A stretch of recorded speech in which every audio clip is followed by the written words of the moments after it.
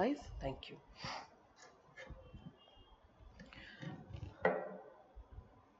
Good afternoon, everyone. Is it good? Should I start? All right. Hi. So, good afternoon, everyone. Welcome for the session, the sociology session. And today is the first lecture. It's associated with the same.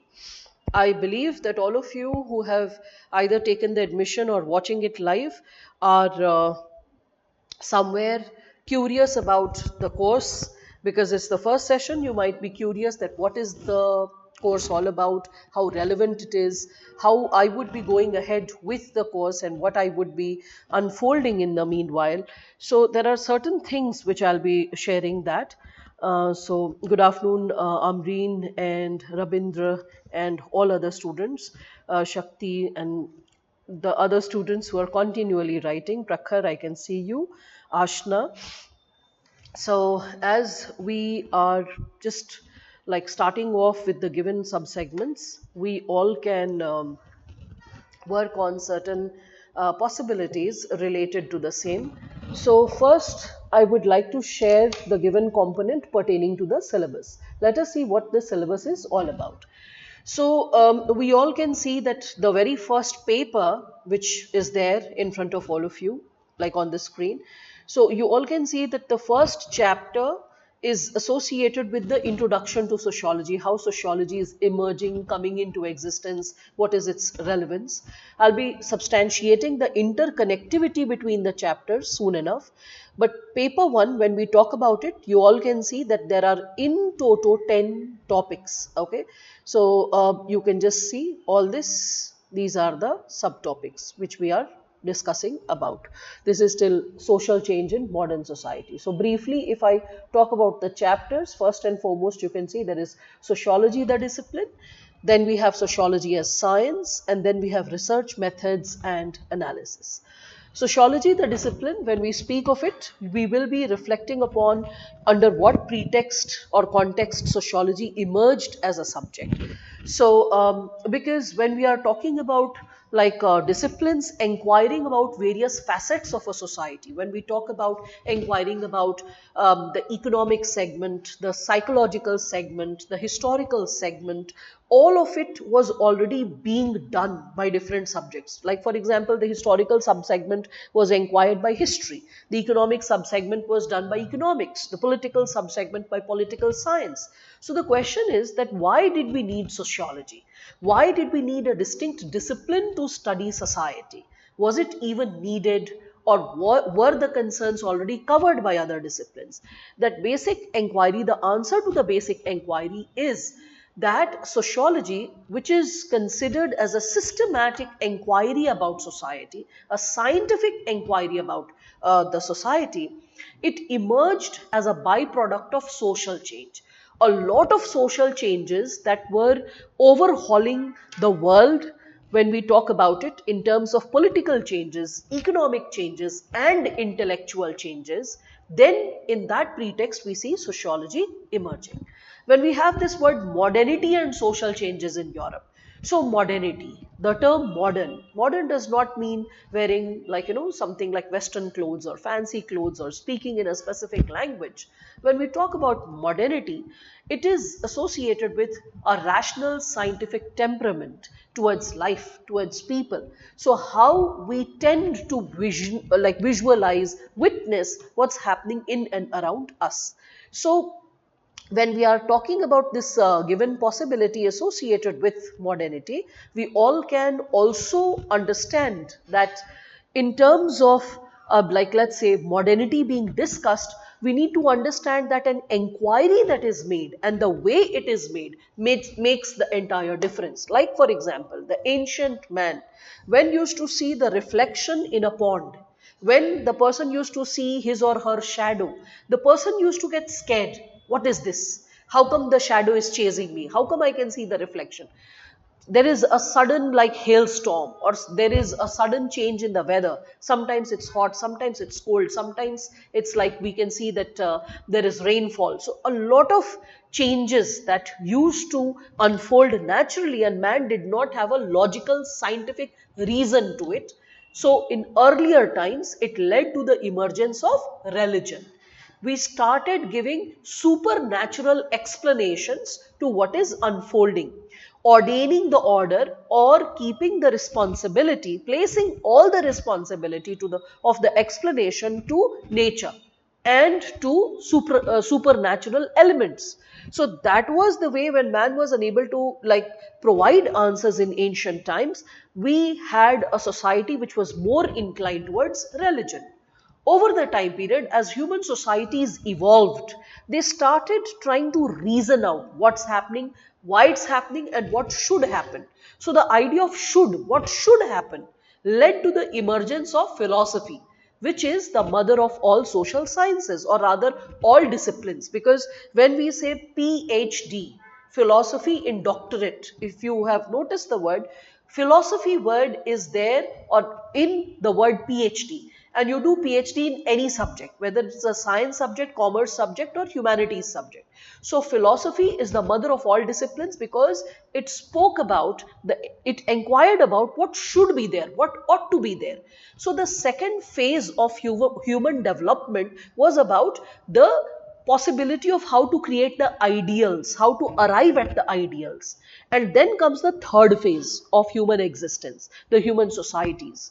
And that was associated with what changes are happening, how we can understand those changes systematically, and what kind of interventions can be taken up to solve the human apathy and problems. So, for example, if I talk about the same, we all can reflect upon the nature of, let's say, challenges that are unfolding for all of us on ground.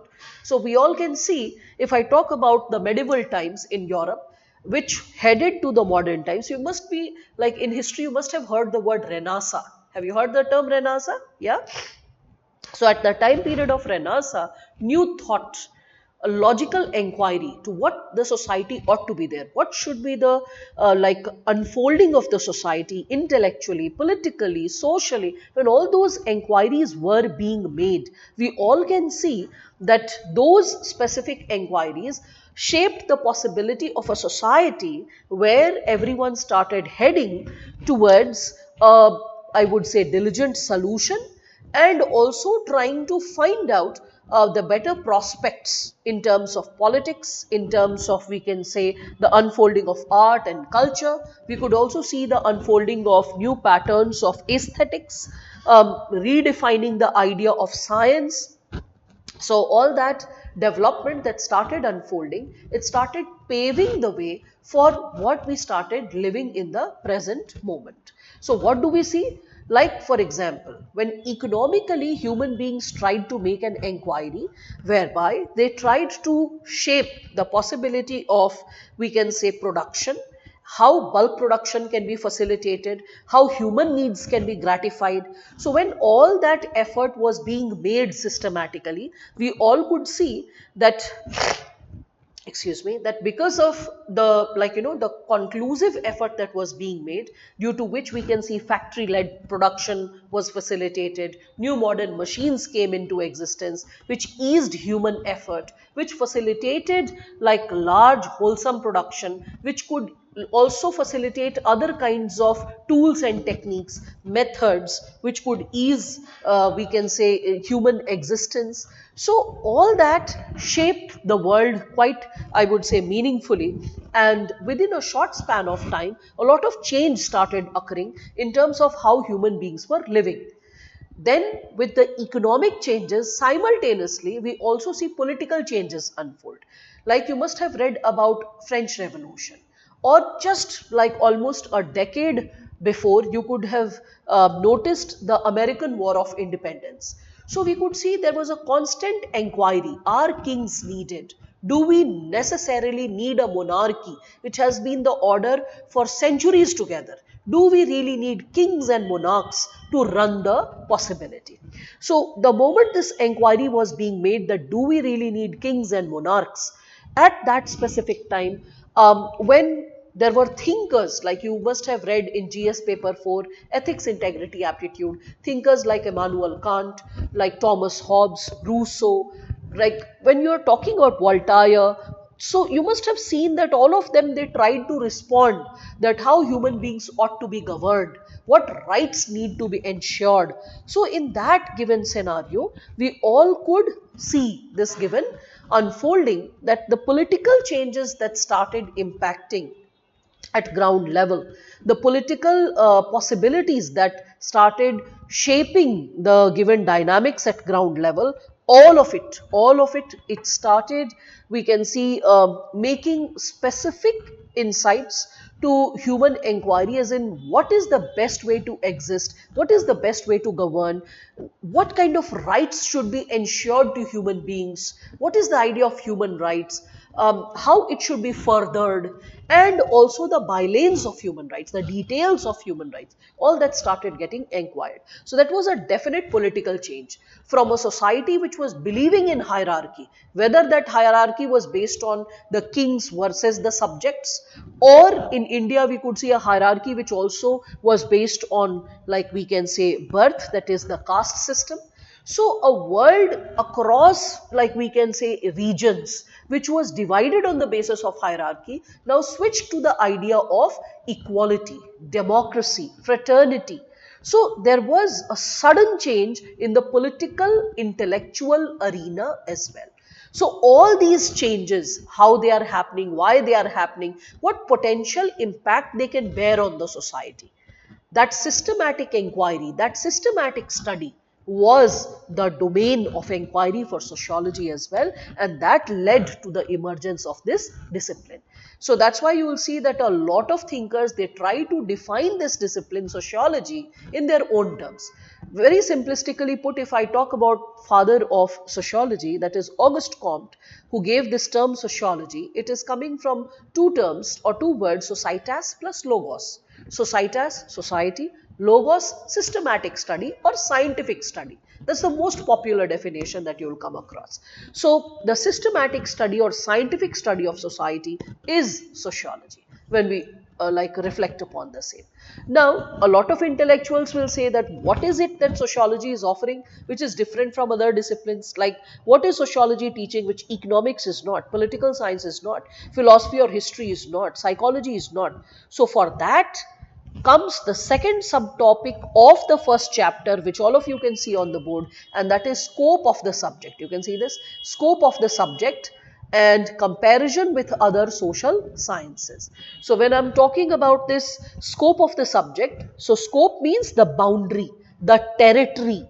So what is this discipline discussing about? What is this discipline handling all about? So when we talk about the scope, the territory, the boundary of this subject, we all can understand that in this it will be discussed that what is it that is unique to sociology? What is it which is not taught in any other subject but only in sociology? So that is what the scope will be talking about. Along with what are the common bylanes? Like, let's say if there is a specific topic like suicide, so how psychology will deal with the topic of suicide versus how sociology will deal with the topic of suicide. If I say, like, let us say a political party, how sociology will see the term political party and how political science will see the term political party. Simultaneously, the word social movements, how history will see the term social movements and how sociology will see the term social movements. So in social sciences, okay, or humanities subjects, we can see that the topics of inquiry can be common, but the approach to it, the perspective to it also brings the difference. So when we talk about scope of the subject or scope of sociology, there will be certain distinct topics which are not taught in any other subject, right? And at the same time, there will be topics which are taught in other subjects too, but the approach is different. That is something which we all will be witnessing. Further, when we are talking about the same, we can also see comparison of sociology with other social sciences. So in the given dimension of comparison of sociology with other social sciences, we all can reflect upon how sociology is distinct or different from other social sciences. When we are talking about it, means what is it that is unique to sociology, which is not, we can consider there in other subjects, and what are the comparative similarities. Like anthropology and sociology are considered as twin sisters. That's why in UPSC also you'll see a lot of students, they who opt for anthropology, they feel that, oh, sociology and what we are studying is almost similar. No, not really. Let me tell you that the topic which is common to anthropology and sociology is tribals. To a certain extent, village studies also. That's it. But there is a distinct approach in the syllabus. Anthro students will also study about the human cranium, evolution of human brain, evolution of human societies. You don't have to study the history of human societies, the ancient, the medieval, like how human beings evolved. You don't have to get into all those details. The concern of sociology is more contemporary, more associated with present day societies or modern day societies, because it is a byproduct of modernity. First topic kya hai? Modernity and social changes in Europe. So sociology is a byproduct of modernity.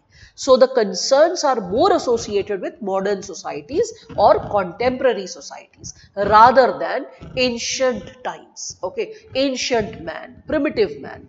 Another difference you will find between sociology and anthropology is that sociology will cover, if I talk from UPSC point of view, it will cover a lot of subjects pertaining to GS paper 1, 2, 3 and 4.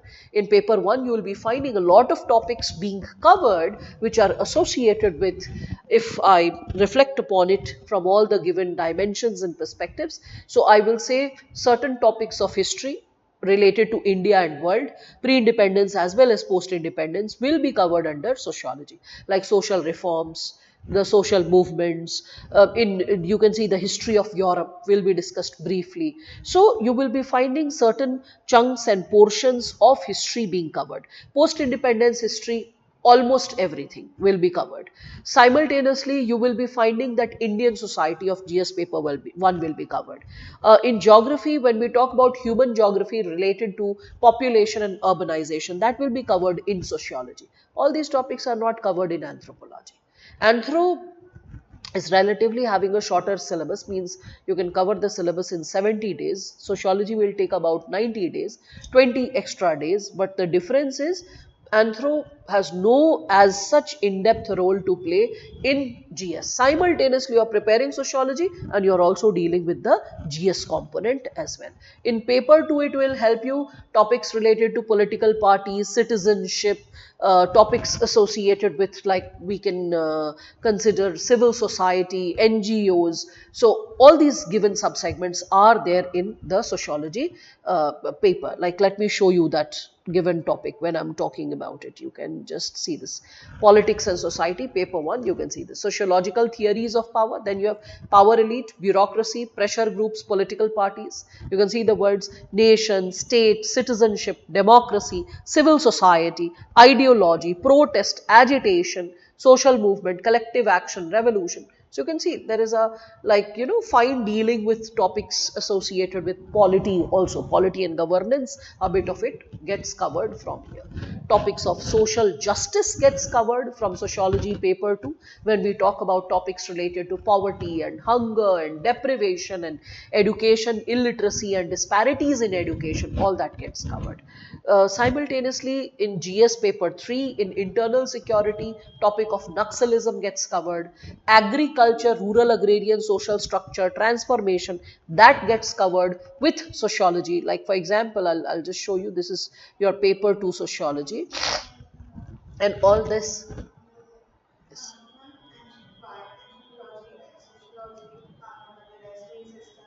They are considered twin sisters because they both use scientific methods to inquire. Like, for example, when we are talking about this very third chapter, which is there in your syllabus, research methods and techniques. So, quantitative and qualitative methods are used by both.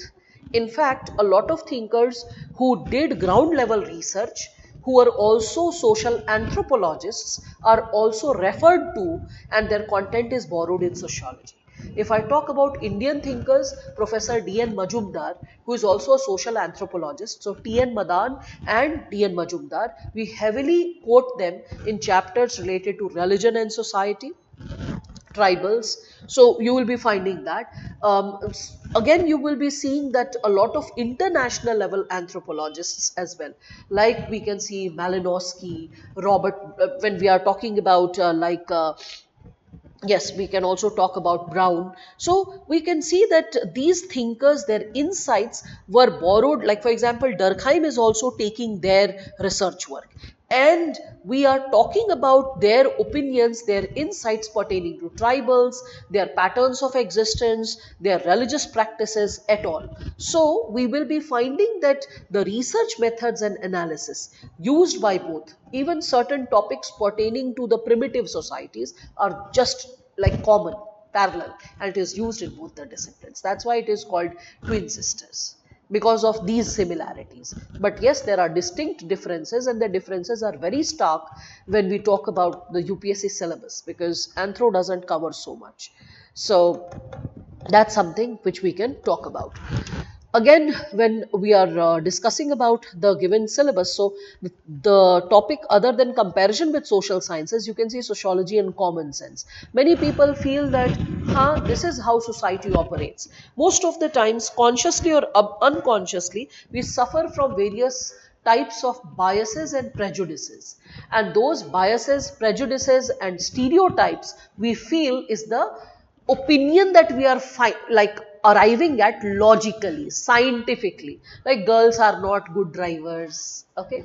Opinions associated with boys are stronger, they are more macho. So these opinions, if a sociologist will have to test, the sociologist will conduct research, that how many, like, suppose I'll just give you a basic example. Like, let's say a common person, a layman, would say, oh, women, they are involved more in accidents. But if a sociologist is doing the inquiry, so he will be like, oh, that's common sense. The person will be doing the inquiry by doing research on ground. And how will the research get conducted? So we will be seeing the sociologist will go ahead with the possibility of doing some data collection, that let us see what kind of accidents are committed. Then would also look into the possibility that if accidents are committed, rash driving related accidents are committed by men or women, then the data will be covered from a pan-Indian level, if it is an like national level inquiry. And like, let us say, if when we are talking about this given dimension, then we can also see that like, let's say, if it is like, let's say, at national level, then the data will be collected from different states, traffic police or the traffic department data, and a tally sheet will be created, and it will be seen that, okay, in rash driving, how many women were involved versus how many men were involved, how many women are driving tentatively versus how many men are driving. Similarly, accidents because of slipshots, because of lack of decisiveness, like, for example, giving left indicator, turning right. So this is lack of decisiveness, okay. And these kind of accidents, are men committing more or women committing more? So a sociologist, when says that women are more associated with silly mistakes committed on roads, not into rash driving, over speeding. Women mostly are associated with like accidents due to some silly mistakes, like, as I told you, like giving left indicator and turning right. Then a sociologist will also get into in-depth inquiry. Is this lack of decision making because of some scientific reason, some biological reason, or is it because a woman is not decisive in other walks of life? Then it will be seen, like, let's say, sampling will be done, that women who are not committing silly mistakes on the road, how decisive they are about their career, about their decision making in the family, about like visiting the doctor all by themselves, or they have to go to the market or to the hospital by tagging along with a family member. They cannot have an independent say. So sociologist, when says that, oh, women who are having a sense of dependency, or they have to always be subservient in the family, they always have to, like, adhere to some or the other family members' instructions, and they are always confused what they should do. They always have to seek permission. They are the ones that when they start driving, someone will mock in the family, oh, how will she drive? Oh, she is so incapable. Don't start crushing people on the road, something like that. And when the son is going to learn how to drive, and then they are like, you better learn how to drive so that you can take the women of the family whenever they have to go. You are going to be the protector and provider. So is patriarchy also playing a role to make men more decisive at a younger age and women always confused and little like hassled about decision making? And does this temperament building, personality building contribute to their decision making when in time decision has to be taken with respect to traffic rules? Is it also influencing? So when this kind of inquiry is done, this becomes a sociological inquiry because it is based on scientific question and answer. There's a questionnaire filled, there is sampling involved, there are variables involved, there is data collection involved. So when we say that, because there will be topics which are spoken or believed in common sense, which are similar to sociology, but what's the difference? Common sense cannot be proved. It is a stereotypical prejudiced opinion. Whereas sociology, when we talk about it, we can see that it is not a prejudiced opinion. It is based on scientific inquiry, verifiable facts. I hope I'm making sense, right? Thus, the very first chapter engages with this given approach. Further, when we are talking about this given dimension, with respect to sociology as science, so the very first chapter opens or paves the way for the second chapter, and that is sociology, how it is a science. So in science, we all can see that we got introduced to science when we were during the school days getting introduced to physics, chemistry and maths, right? And also biology. So when we were getting introduced to these disciplines, we got associated with this specific term which all of you can see, fact, right? That science is based on fact. It is based on objectivity. So the thing is, what is the role of fact? What is the role of objectivity when we are studying sociology? Are values taken in consideration when we are studying the society? And what is the impact of values when we talk about it? What is the impact of values? How does it impact our overall existence? So, and does usage of values also impact our nature of inquiry? That is also something that we'll be reflecting upon.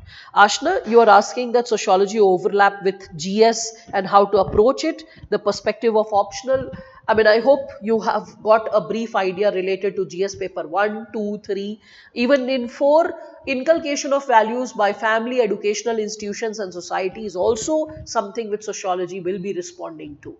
So what is overlapping? I hope you are having a tentative idea. How to handle it to every student who is ever curious for sociology. Please do remember, because sociology is science of society, you prove it that it is a science when you are validating yourself. How do you validate? You are not a researcher. So someone has done the research. So either you are quoting a thinker to prove your point, or if you are not quoting a thinker, then in that case, the second approach is you are quoting a newspaper, a sociological journal, like maybe some news report that has been published. Because if it is published, someone has done the research. It is provable, it is verifiable. I hope that's making sense to all of you, right? So, when we are talking about the given possibility of verifiability, when we are talking about the possibility of how to cross check or verify, that element is there in sociology, and that is what makes it a science. And when you are writing answers sociologically, whenever, sometimes you will see the previous year questions also of sociology, so it says analyze the so and so issue sociologically. So when it is saying analyze any topic sociologically, whether the term is written analyze it sociologically or not, you always have to analyze sociologically. The answer becomes sociological when you are proving it, backing it with either facts coming from relevant sources or thinkers who have done research. GS, general studies. General means it's casual. So when we are saying general, that means you don't have to add expertise. So that's one thing when I start with the sessions, when I start teaching the chapters and topics which are overlapping with GS, whenever I teach it, I tell the students that, okay, this is how you have to write the answer sociologically, but if the same question is asked in GS, cut down the name of thinkers, don't have to quote thinkers, you don't have to give the names of the thinkers, because then the answer won't be general. It will become scientific. It will become specific. So how do we keep the answers general in nature?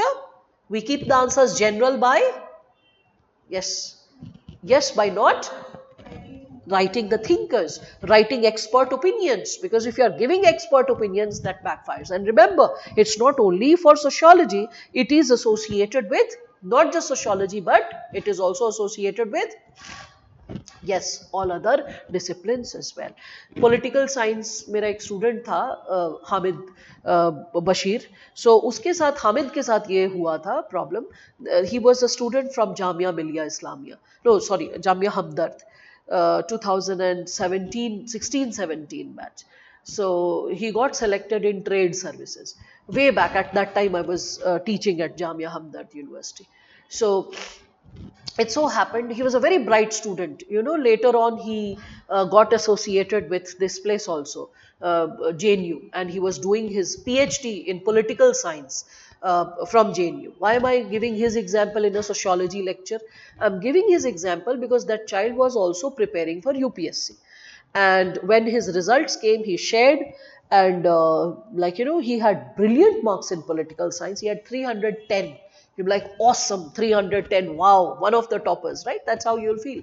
But he goofed up his GS paper 2. Like paper 2, that's so very much connected to political science and IR, isn't it? It has polity, it has international relations, it has governance. He got only 66 marks. Why? Because he borrowed the expert opinions of his political science optional and used it in general studies to make his answers scintillating and unique. It backfired badly because the element of general was missing. It was too much of expertise.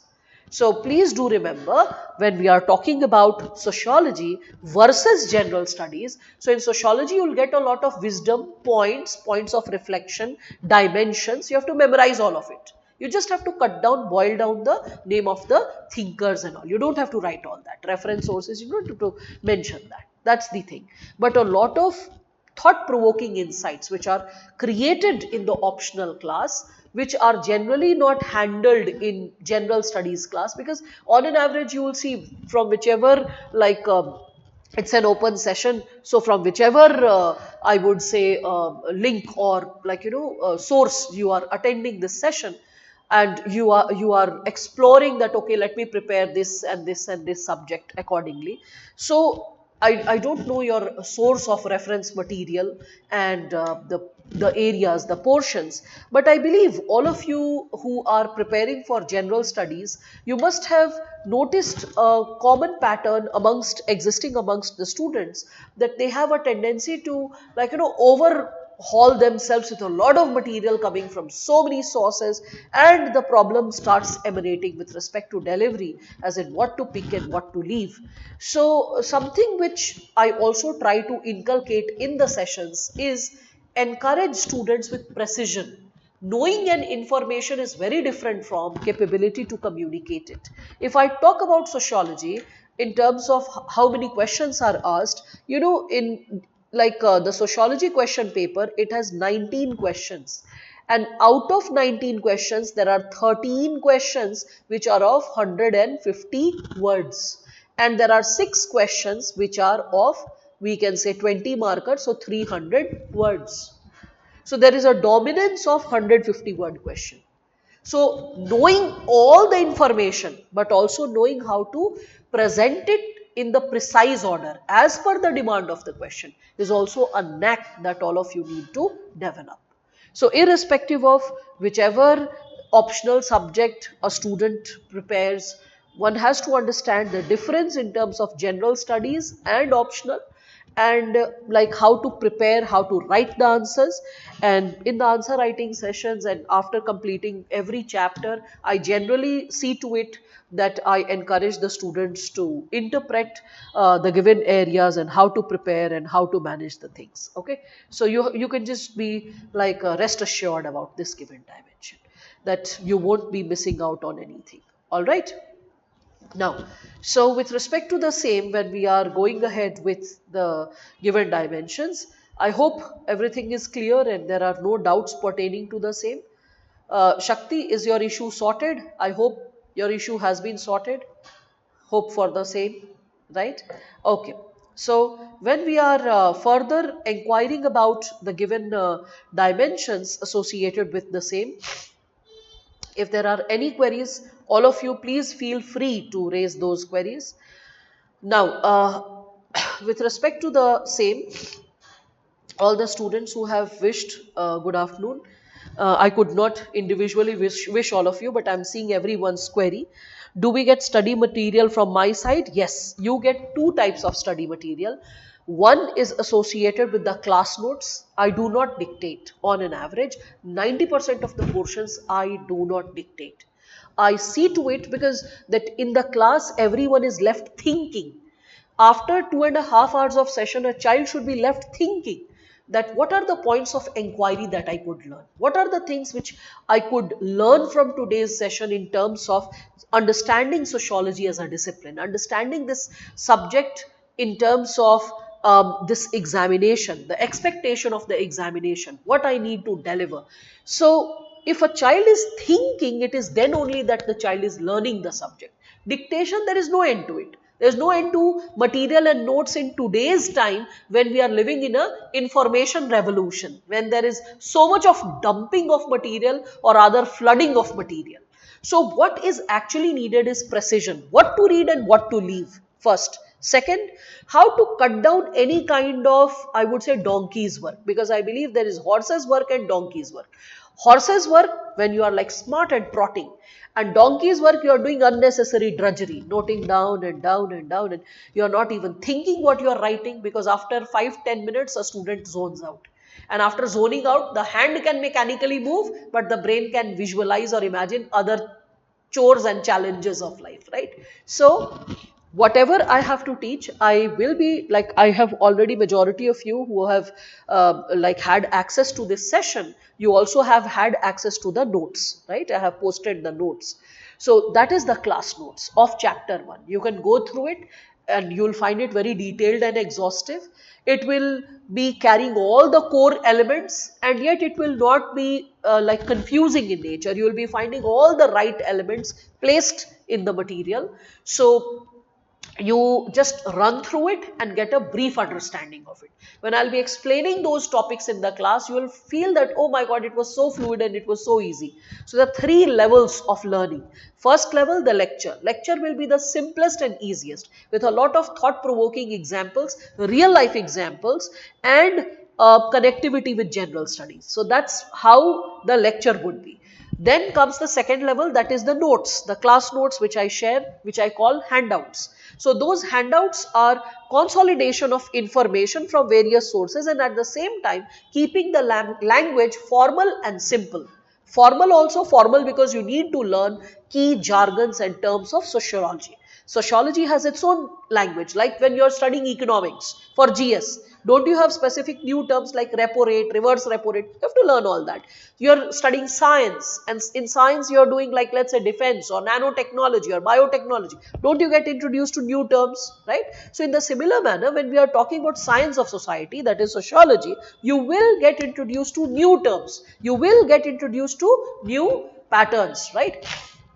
So, when you are talking about the given possibility of learning that language, you need some reference material, and for that the handout is there. So, you'll find the handout will engage with a lot of sociological terms, yet the language will be fluid, easy, the language which is required for UPSC exam.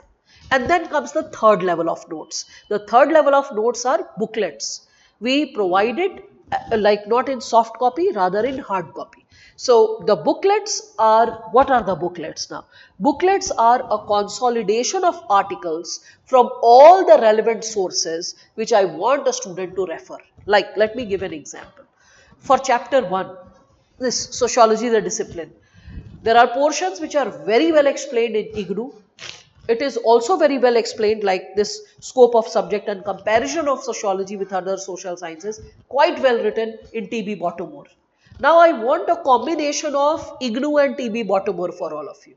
So what I have done is, in the booklet, not in the class handout, in the booklet, I have got paras lifted from IGNU and TB Bottomore, got it timed so that you don't have to buy multiple books. Like let's say social stratification. I want the child to read from Harlumbus and Holborn. Or family marriage kinship. I want the child to study from Harlumbus and Holborn for paper 1. Okay, and for paper 2, suppose I'm lifting in like a specific subchapter or sub-dimension from Veena Das's book and something also from IGNU. So I will not expect the child to purchase Veena Das also, Harlumbus and Holborn also. I'll get all of it timed and consolidated together. So that is what the booklet is all about. So that a student, if is going through these 3 phases, 1, the lecture, which is the most simplistic explanation of the chapter and how to connect it with GS. 2nd, the handout, and 3rd is the booklet. The wholesome preparation is done. Other than that, there is a common Telegram channel, which is a closed channel, not an open official channel. It's a closed channel, which is exclusive to the batch. In that channel, I yet need to add all of you, that academic reference group. It is a reference group for all academic purposes. Academic purposes which you also will be sharing, I also will be sharing. Any of us who comes across any good book, it's an e-book, or like, for example, you need sociology dictionaries. For example, you need any kind of notes, material, any explanation. That's the group where you raise all your queries pertaining to sociology. What needs to be consolidated. So I'll be constantly like, constantly be putting all those insights, and I'll be constantly sharing all that in that reference group so that you have access to contemporary insights also. We with the previous and the previous to that one, means from 2 batches, few students were curious to learn how to make current affairs notes from EPW, Economic and Political Weekly. So in that group, like, I created a group of students who regularly make notes and update it with respect to EPW, Economic and Political Weekly, how to make notes and how to connect it with the chapters. So I encourage them first to identify the article. I do that work. I identify 5 to 6 articles from like a week's EPW. And then one article is assigned to one student. That's it. The turn of a student comes in 15 days, a fortnight or so. So I believe in 15 days a student can read one article. Then I like encourage the child to connect that with the chapter of sociology that has been taught. So like the child will connect it, okay, this topic or this chapter or this article, it is connected to this given chapter. The child will connect it. After writing the chapter name, how to prepare the gist, the notes, and then how to update the material. Your batch can do that after, I would say, at least 2 months, not immediately. After 2 months, those students will be curious, will be connected, who will be constantly like, making their own notes. To those students, I'll encourage that you can also be a part of that group. Right now, you just need to first learn how to stand, because that is how you learn to jog. Right now, you have to learn how to stand. So these are some extra kind of possibilities which would be created. So 2 types of notes or study material you are getting. One is the class handout and second is the booklet. Animesh, you're asking, everybody says remember thinkers and what they did, but you relayed not to put much emphasis on that in the answer sheet. Yeah, you got clouded. Yes, you are kind of clouded. That's why you misunderstood what I said, Animesh, because you did not listen to the entire sentence. I said do not write thinkers for general studies because it's general. I said please do write thinkers in sociology because sociology is expert scientific inquiry about society. You are not the expert, you are not the researcher. Who is the researcher? The thinker. So without quoting the name of the thinker or quoting any other, I said, published article, related to the topic, because it's not always that you'll remember thinkers related to contemporary areas. Like, let's say if there is a question associated with violence against women. So if you are not only having the name of thinkers for last 20 years or 30 years, but some contemporary article which was published in EPW. So there you can say EPW volume so and so publishes an article related to this data. So that's how it works. So it should be a published work, either of a thinker, or it should be in a magazine, or it should be in a newspaper. That also validates the answer as sociological. Am I clear, Animesh? And I hope the fogginess is a bit clear. Oh my God, it's like, yes, that's how it happens, that if a person is a bit clouded or listening, or getting into partial listening, this is the kind of blast off that can be created. The rest of the world says in optional write thinkers, and what kind of teacher she said don't write thinkers. So I don't think so, even distantly I said that. Okay, so please don't get into partial hearing. It is dangerous for wholesome preparation. All right, so all good, all of the other students, I believe everything is good, and I believe everyone is able to connect, understand what is being relayed. Okay, Kiran Bala, you're asking from no, it's all right, Kiran. It's like there are multiple links, so you just focus on your question. All right, so I believe everyone is understanding this, right? Okay. So when we are talking about this sociology as science, we will be first and foremost in this chapter, because the first topic is sociology, means science of society. Is sociology science of society? So if it is science of society, then what do we understand by the word science? Do we understand by the word scientific method? What do we do in a scientific method? Like, for example, what is hypothesis? Hypothesis formation, data collection, testing of data. Remember all that? School days? Yeah. So a brief recall of all that. Then comes major theoretical strands of research methodology. Means how do we do research in sociology? Okay. In how many ways can we do research in sociology? To substantiate the same, we can see there is positivism and non-positivism.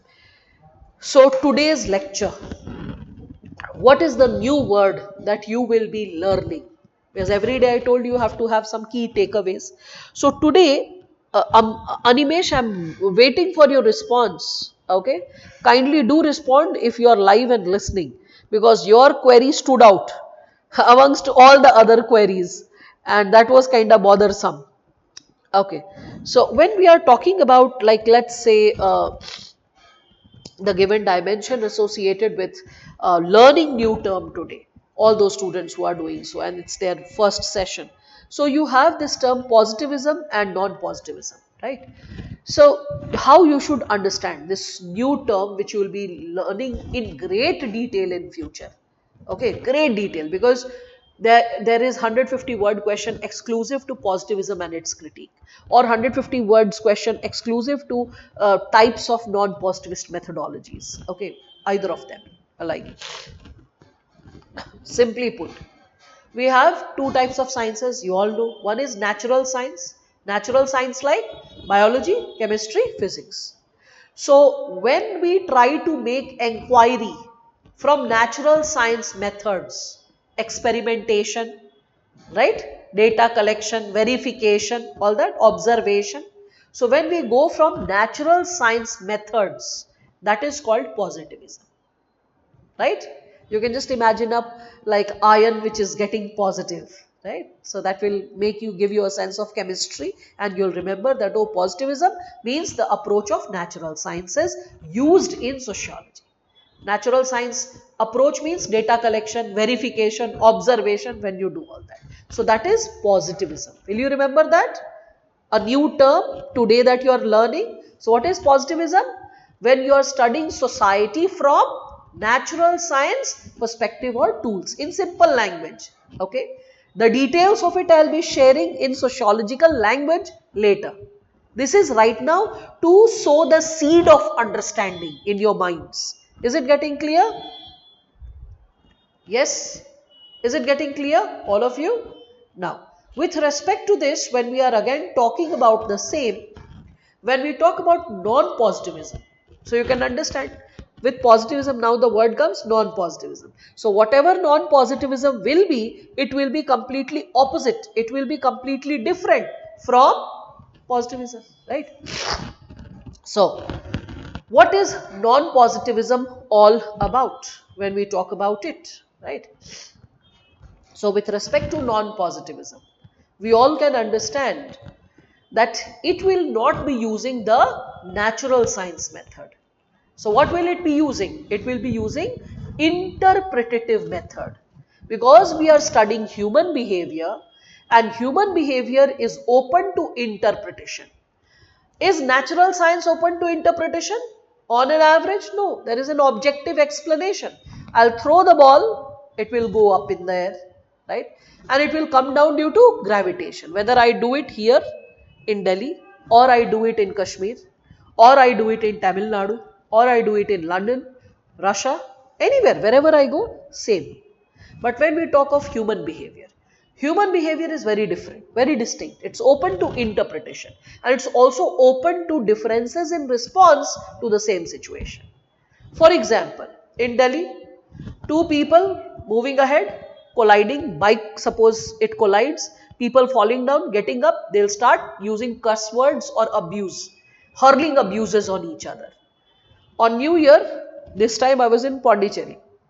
So it so happened, generally, this is the question which I posed a couple of days back to few students from Lucknow. I said that, what do you expect?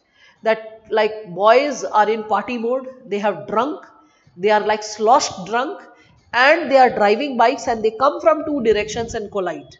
The bikes fall off, and they merrily get up. They just ask that, Bhai, are you okay? I hope you are not hurt. They pat each other's back. They say Happy New Year to each other. They pick their bikes and they ride in two different directions. So a person from northern part of India will be suddenly shocked. Hey, I thought they are going to use cuss words. They are going to beat each other black and blue. How dare you collide with my bike? How dare you do this and that? But it did not happen. Rather, everyone was at peace. Everyone understood, oh, we both are drunk. We were like driving in full frenzy. We collided. No problem. I hope no one is hurt. Everyone is good. Great. Now let's party further. So you can understand that human beings are open to subjectivities. How they have learned to process life, process challenge, process strain, process things going wrong, and a lot of socialization coming from family as well as immediate environment and the social cultural processes at large makes a difference. For example, in Japan, even a 2-minute delay, forget about 2 minutes, I mean even a minute delay can cause a lot of, like, I would say unhealthy interpretation when we are talking about it. Okay, so with respect to it, when I am talking about the same, we all can understand the given dimension related to this, that when we are like, let's say, inquiring about this entire approach about human beings, we can see that human beings एक simple सी चीज है. Suppose someone is hitting someone. I always give this example that a random person tries to hit another random person. So suppose X tries to hit A. So A can duck down and run away. X tries to hit B and B starts hitting back multiple times. X tries to hit C and C starts crying, oh, don't hit me, don't hit me. X tries to hit D and D not only ducks down but holds hand and says, brother, what's your problem? Let's have a healthy conversation. Why are you so angry? Let us try to solve your misery, whatever you are suffering from. So when we are talking about, like, all these given situations, when we are talking about all these given possibilities, we need to understand that human beings are not based on objective realities like gravitation. If I've thrown an apple in the air, it will go up, but with gravity, it will come down, and it will happen across the world. But human beings, their responses can vary from family to family, society to society, region to region, right? Country to country. So, because of this human subjectivity, sociology is also studied from non-positivist methodologies. So what is non-positivism? It is open to interpretation. So non-positivism is also called interpretative perspective or interpretative methodologies. Okay, so interpretative perspective or methodologies. What are these interpretative methodologies? So I'll be exploring and like giving you an understanding of three different schools of thought. Right now I'll just mention the name. Don't be under the pressure to memorize it. Everything will be later discussed in notes with thinkers name, this and that. Okay, right now just know that interpretative school of thought will be related to three sub dimensions: ethnomethodology, phenomenology, and symbolic interactions. Okay, just get familiar with these three words. In future we'll be reading about ethnomethodology, phenomenology, and symbolic interactionism. All these three are related to interpretative understanding, the interpretative understanding of human behavior. And through both these methods, methods of natural science and methods of social science, what do we create? Sociology as science. I hope that's getting clear to all of you. Yes? Okay. Now, so, okay, glad to know that Animesh, you are there. Yes, yes, there is a time lag in what I'm speaking, and then it is getting relayed, reaching to you, then you typing. So I'm glad to see that you have understood. Okay, can we write thinkers, give an expert opinion? And another student, Rabindra, is asking. No, no, not Rabindra. It's Samarjeet. So, can we write thinkers or give expert opinion in essay paper? Yes, you can give thinkers or expert opinion in essay paper and also GS paper 4. Because paper 4 has the topic Indian and Western thinkers and philosophers. So that's why the scope for mentioning thinkers' name other than optional subject is also in two places, essay as well as paper 4. Not in paper 1, 2, 3. Don't do it. It will blast off the possibility. Alright. Another question which Rabindra you are asking. Uh, no problem. This is an open link. Rabindra, you can revisit the link multiple times and you can, because the first 3 days session will be open. So you can revisit the link as many number of times as possible. Later on, the management shall brief you how to go ahead with watching the recorded sessions of the lecture. Alright. So all that will be facilitated. Just that it's initial lecture, so I'm trying to keep it open, simple, because maybe few students can also struggle technologically. Some people like struggle with the technical glitch. So I'm like, just keep it simple, open, easy. First, the pressure should not be of technology. First, the pressure should only be about understanding, learning. If you're understanding, you're fighting it fit. If there's a problem in understanding, that will be a matter of concern, right? Okay. So after this, when we are talking about the third subtopic, which is because we are talking about science. So what is science connected to? Research methods. That's why the third chapter logically takes us to the third segment, that is quantitative and qualitative methods. Whereby we all can see when we are talking about this qualitative methods as the term goes. You can see this. I'm so sorry, I'm suffering from cold and it must be little, my voice must be coming little gruffy. Okay, so when we are talking about non-positivist methods, they are associated with qualitative methods because it is associated with interpretation. And when we are talking about scientific methods, natural science methods, so that is related to positivism. That is quantitative methods. So what is quantitative methods when we talk about it? Quantity, numbers, figures, right? So what is this quantitative method when we talk about it, numbers and figures, like sex ratio of India, right? Uh, Body mass index of children who are less than 5 years of age. If not BMI, then weight, height of the children, okay, who are less than 5 years. The level of anemic women in India between the age group of 14 to 49. All these are quantitative methods. Numbers, which is not open to, like, you can interpret ideas from it, but it cannot vary on the basis of interpretation. Like for example, when I say quantitative methods, when it is discussing about numbers, numbers like this, okay, who owns a bike, who has a house, what is the size of agricultural land which farmers in eastern India own, on an average versus farmers owning the size of land in Western India or Southern India. All these are quantitative methods, numbers, facts, figures. When we say qualitative methods are like, are you a racist? And the person says no. They're like, okay, if you're not a racist, so do you have friends from different races? The person's like, no, I don't have, but if I have, get introduced to few, I don't mind having good friends belonging to other race. Great. So you are not a racist, you believe, because you're open to have friends from other races. Yes. Okay, great. Are you open to marry a person from a different race? Or suppose the person is very senior and the person gets a different question. Are you open to see your children getting married to a person from different race? And if the person like, marriage. Are you understanding this? So there are degrees which are measured, which are open to interpretation. And that is qualitative methods. Got it? So qualitative methods will deal more with the studying of interpretation. Quality. Quantity will be focusing more on numbers, facts. Simple.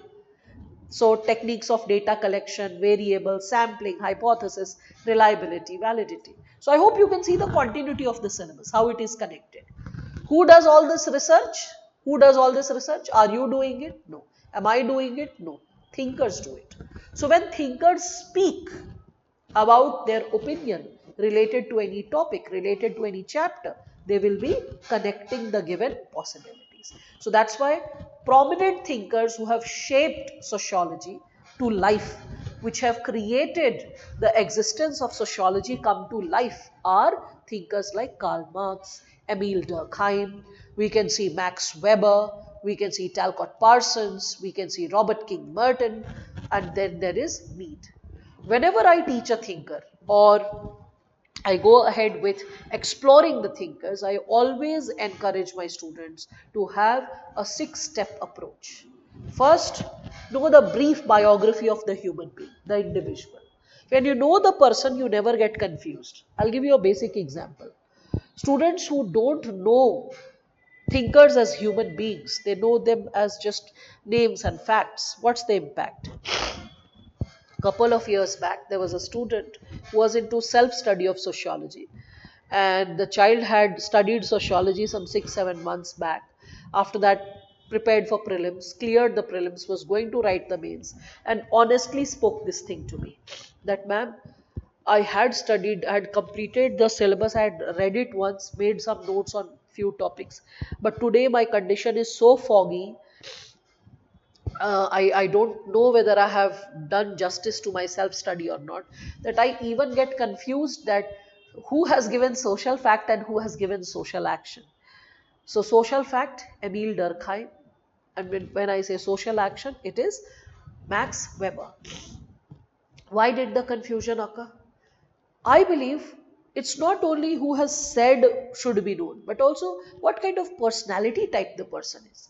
If you know what kind of personality Emile Durkheim is, if you know what kind of a person Weber has been, what has been his journey to life, you will know what all things he will study and how he will study and what he will not do.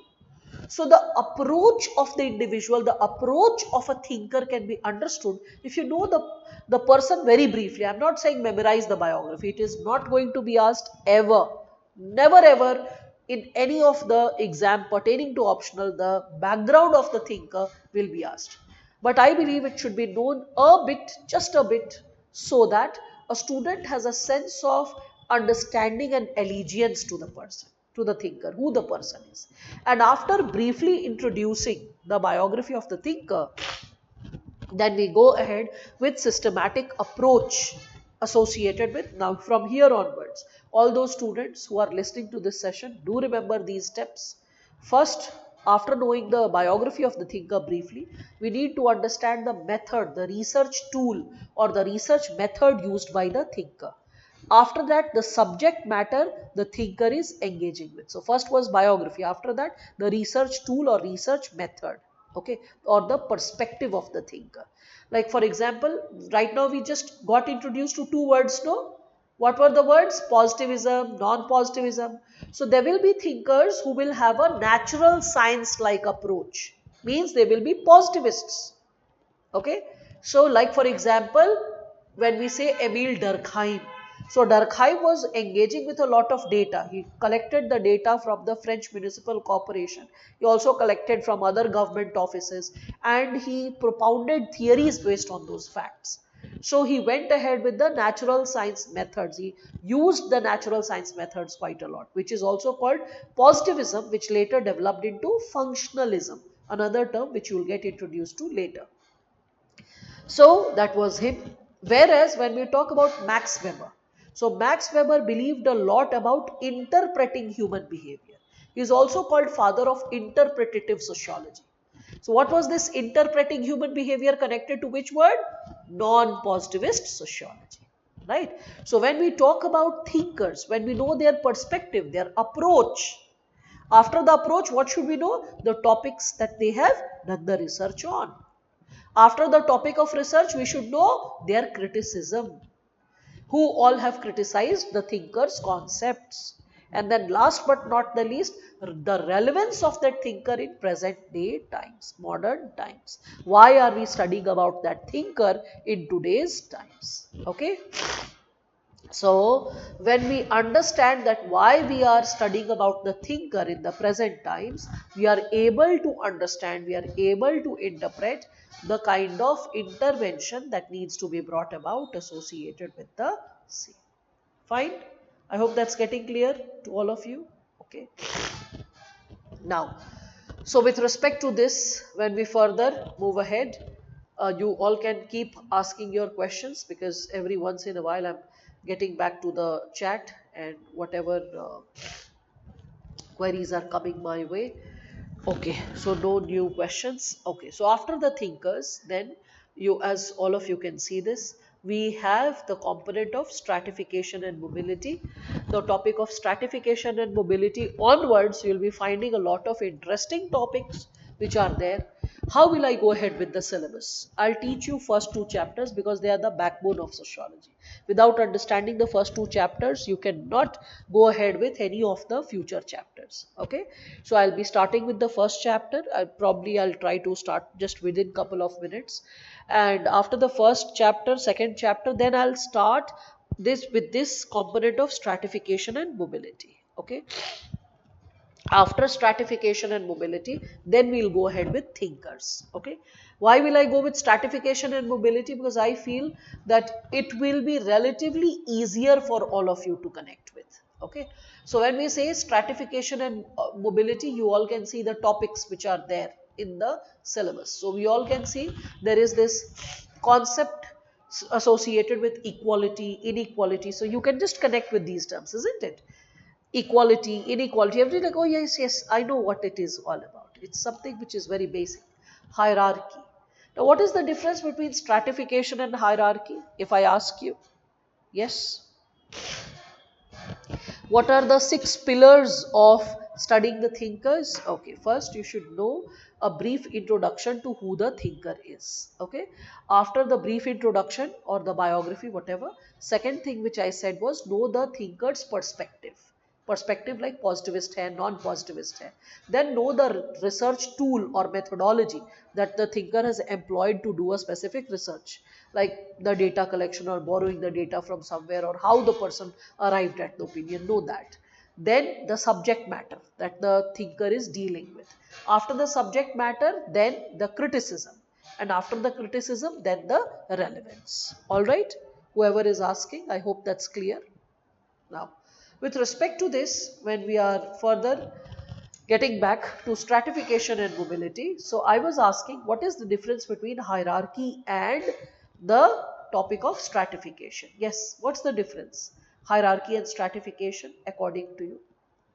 Stratification hierarchy is something की जैसे by birth contribution में सीधी चलता है and stratification is कि whether belongs to this family or this family to continue a bureaucracy कि आप किसी भी family से belong करते हैं बस आप continue उसी post में continue होना है वैसे that's अच्छा, why hierarchy okay, all right. hierarchy is कि राजा का बेटा राजा बने Acha, acha, okay. Are you connecting it with inheritance or something? Okay, no worries. Hierarchy is top to bottom. So is not Kashish stratification also top to bottom? Okay, stratification is classification with respect to wealth. Okay, Ashna. Yes. So stratification, hierarchy. All of you are making a fair attempt, I must say. Okay. Can we get the booklets from? Oh, the management shall provide you the booklets. Okay. Presently, just focus on the handout. Lecture handouts should be your base material because that's the skeleton of your preparation. In that, quality is added with respect to the booklets later. Booklets, the language will be tough. The language will be tough because it is directly picked from academic sources. So I'll always advise before the booklets, always complete the handout of the chapter. It is way easier. Also, when I create the, like, let's say the academic group, the Telegram channel, so which will be open for your batch, where it will be only posting of academic books, sources, etc. There I'll post Harlambus and Holborn. I'll post all the basic relevant books or materials. Any topic of IGNU I want you to read, I'll post that.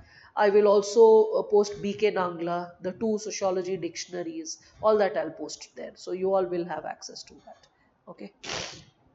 Yes, people. Moving further ahead. So, stratification and hierarchy. People, few of you have given the answers. Few of you are thinking in your head but not sharing, being hesitant. No problem. Let me share this. So, when we are talking about the given dimension of hierarchy, hierarchy should always be connected with any formal, remember that, any formal post which is having a position which is higher in nature and lower in nature, which comes with rules, regulations and duty bound. Okay, so hierarchy will be based on rules, regulations, rank, and it will be duty bound. Okay, so when we say hierarchy, bureaucracy is based on hierarchy. Why bureaucracy is based on hierarchy? Because it's based on rules, regulations. It is formal in nature, right? And it is having posts, ranks. So anything having post, rank, that will be hierarchy. Whereas stratification can be informal. And stratification being informal, it can also be based on any of the variables. Like if the variable is economy, then stratification will be based on class. If the variable is birth, then stratification can be based on gender. If the variable is again birth, it can be based on caste. So caste is an example of social stratification. Class is an example of social stratification. Okay. Patriarchy is an example of social stratification. I hope that's making sense to all of you. Whereas hierarchy will be based on ranks, posts, positions, right? So that is what is stratification. फिर सवाल ये उठता है कि a society which is so highly stratified, is there a scope, a space for growing up on the ladder, climbing up the ladder? Can a poor man's son become rich? Can a woman improve her condition, her sense of power and orientation in the society? Can a person climb up in status from lower caste position to a higher position where the caste position gets revised? So when we talk about this, when we'll be studying about this, we'll realize that no society is completely open and no society is completely closed. That's a question which UPSC has asked at least thrice. It's not completely open, it's not completely closed. Let me give a very simplistic example and all of you will understand. Can a rickshaw puller's son become an IAS? Yes. So that means it is an open system class. But is it possible for majority of rickshaw pullers to provide good quality education to their children, to the exposure to their children, awareness to their children, that the child is able to complete graduation and then seek good quality material for preparation of civil services? No. A lot of wings are clipped. A lot of opportunities are cut down even before the child grows up and is able to even complete standard 12th or secondary level exam. We see those problems. So despite the fact that a rickshaw puller's son can become an IAS officer, but the opportunities are missing. Life is exposed to a lot of challenges, futilities, because of which a person may struggle to cope up. A person may struggle to compete, right? So, when we are talking about this given possibility associated with what is being experienced, we all can understand that. Okay, so Amit Raj, as you said, stratification is division of society on economic and social background. Yes, very good. So, when we are talking about the component of open society, so if a society we are saying it's open, anyone from any position can move up, we see there will be a lot of restrictions, rigors, challenges to move up. So it's not completely open because the people who are at the top are not very open to create opportunities for people from the bottom to climb up, right? So those possibilities, those fluidities are sometimes compromised. That's why open societies are not truly open. Let's talk about closed societies, closed systems. So, despite the system being closed, like for example, caste system, on an average, it is considered that the caste based position cannot be changed. But then, when I'll be teaching thinkers, you'll understand Professor M.N. Srinivas's concept of Sanskritization. Under Sanskritization, he gave the example, especially from like 16th, 70s India, that a lot of communities which gained political power, education, eminence, they started going ahead with a sacred way of life or a purer way of existence, whereby they switched to vegetarianism, taking bath twice the day, reading scriptures, basically following the Brahminical way of life. And after the entire community followed that behavior for decades together, then they claimed a higher caste position in the society, a better recognition in the society, so that the overall image, impression of the caste improves in the society. In simplistic language, I'm explaining this to you. So when a group, when a community, it starts negotiating for a higher social status, when the entire community is negotiating for a higher social status by emulating or copying the behavior of a higher caste. Okay, so and it is owning, suppose, a lot of land, suppose it has a lot of political power, it is having exposure to education, suppose that caste group has a lot of number, numerical strength, population in the village. So when any such group is copying the behavior of like we can say the Brahminical way of life, then in such a situation, when the larger society accepts this caste group with a higher position, with a revised position, in such a situation, the status of a caste also can get uplifted. Getting it? This is the term which is used by M.N. Srinivas. What is the term? Sanskritization. So a caste group can get Sanskritized, and that's how it's not a completely closed system. Though it looks like a closed system because a person cannot change one's caste during one's lifetime. You're born in a caste, you die in the same caste. So though the system is closed, but as I said, no system is completely open, no system is completely closed. The scope for change is always there in both. And restriction to change is also there in both. Is it making sense? Briefly, very briefly, a bit of idea. Okay, what is open system, what is closed system? Why caste is considered as a closed system?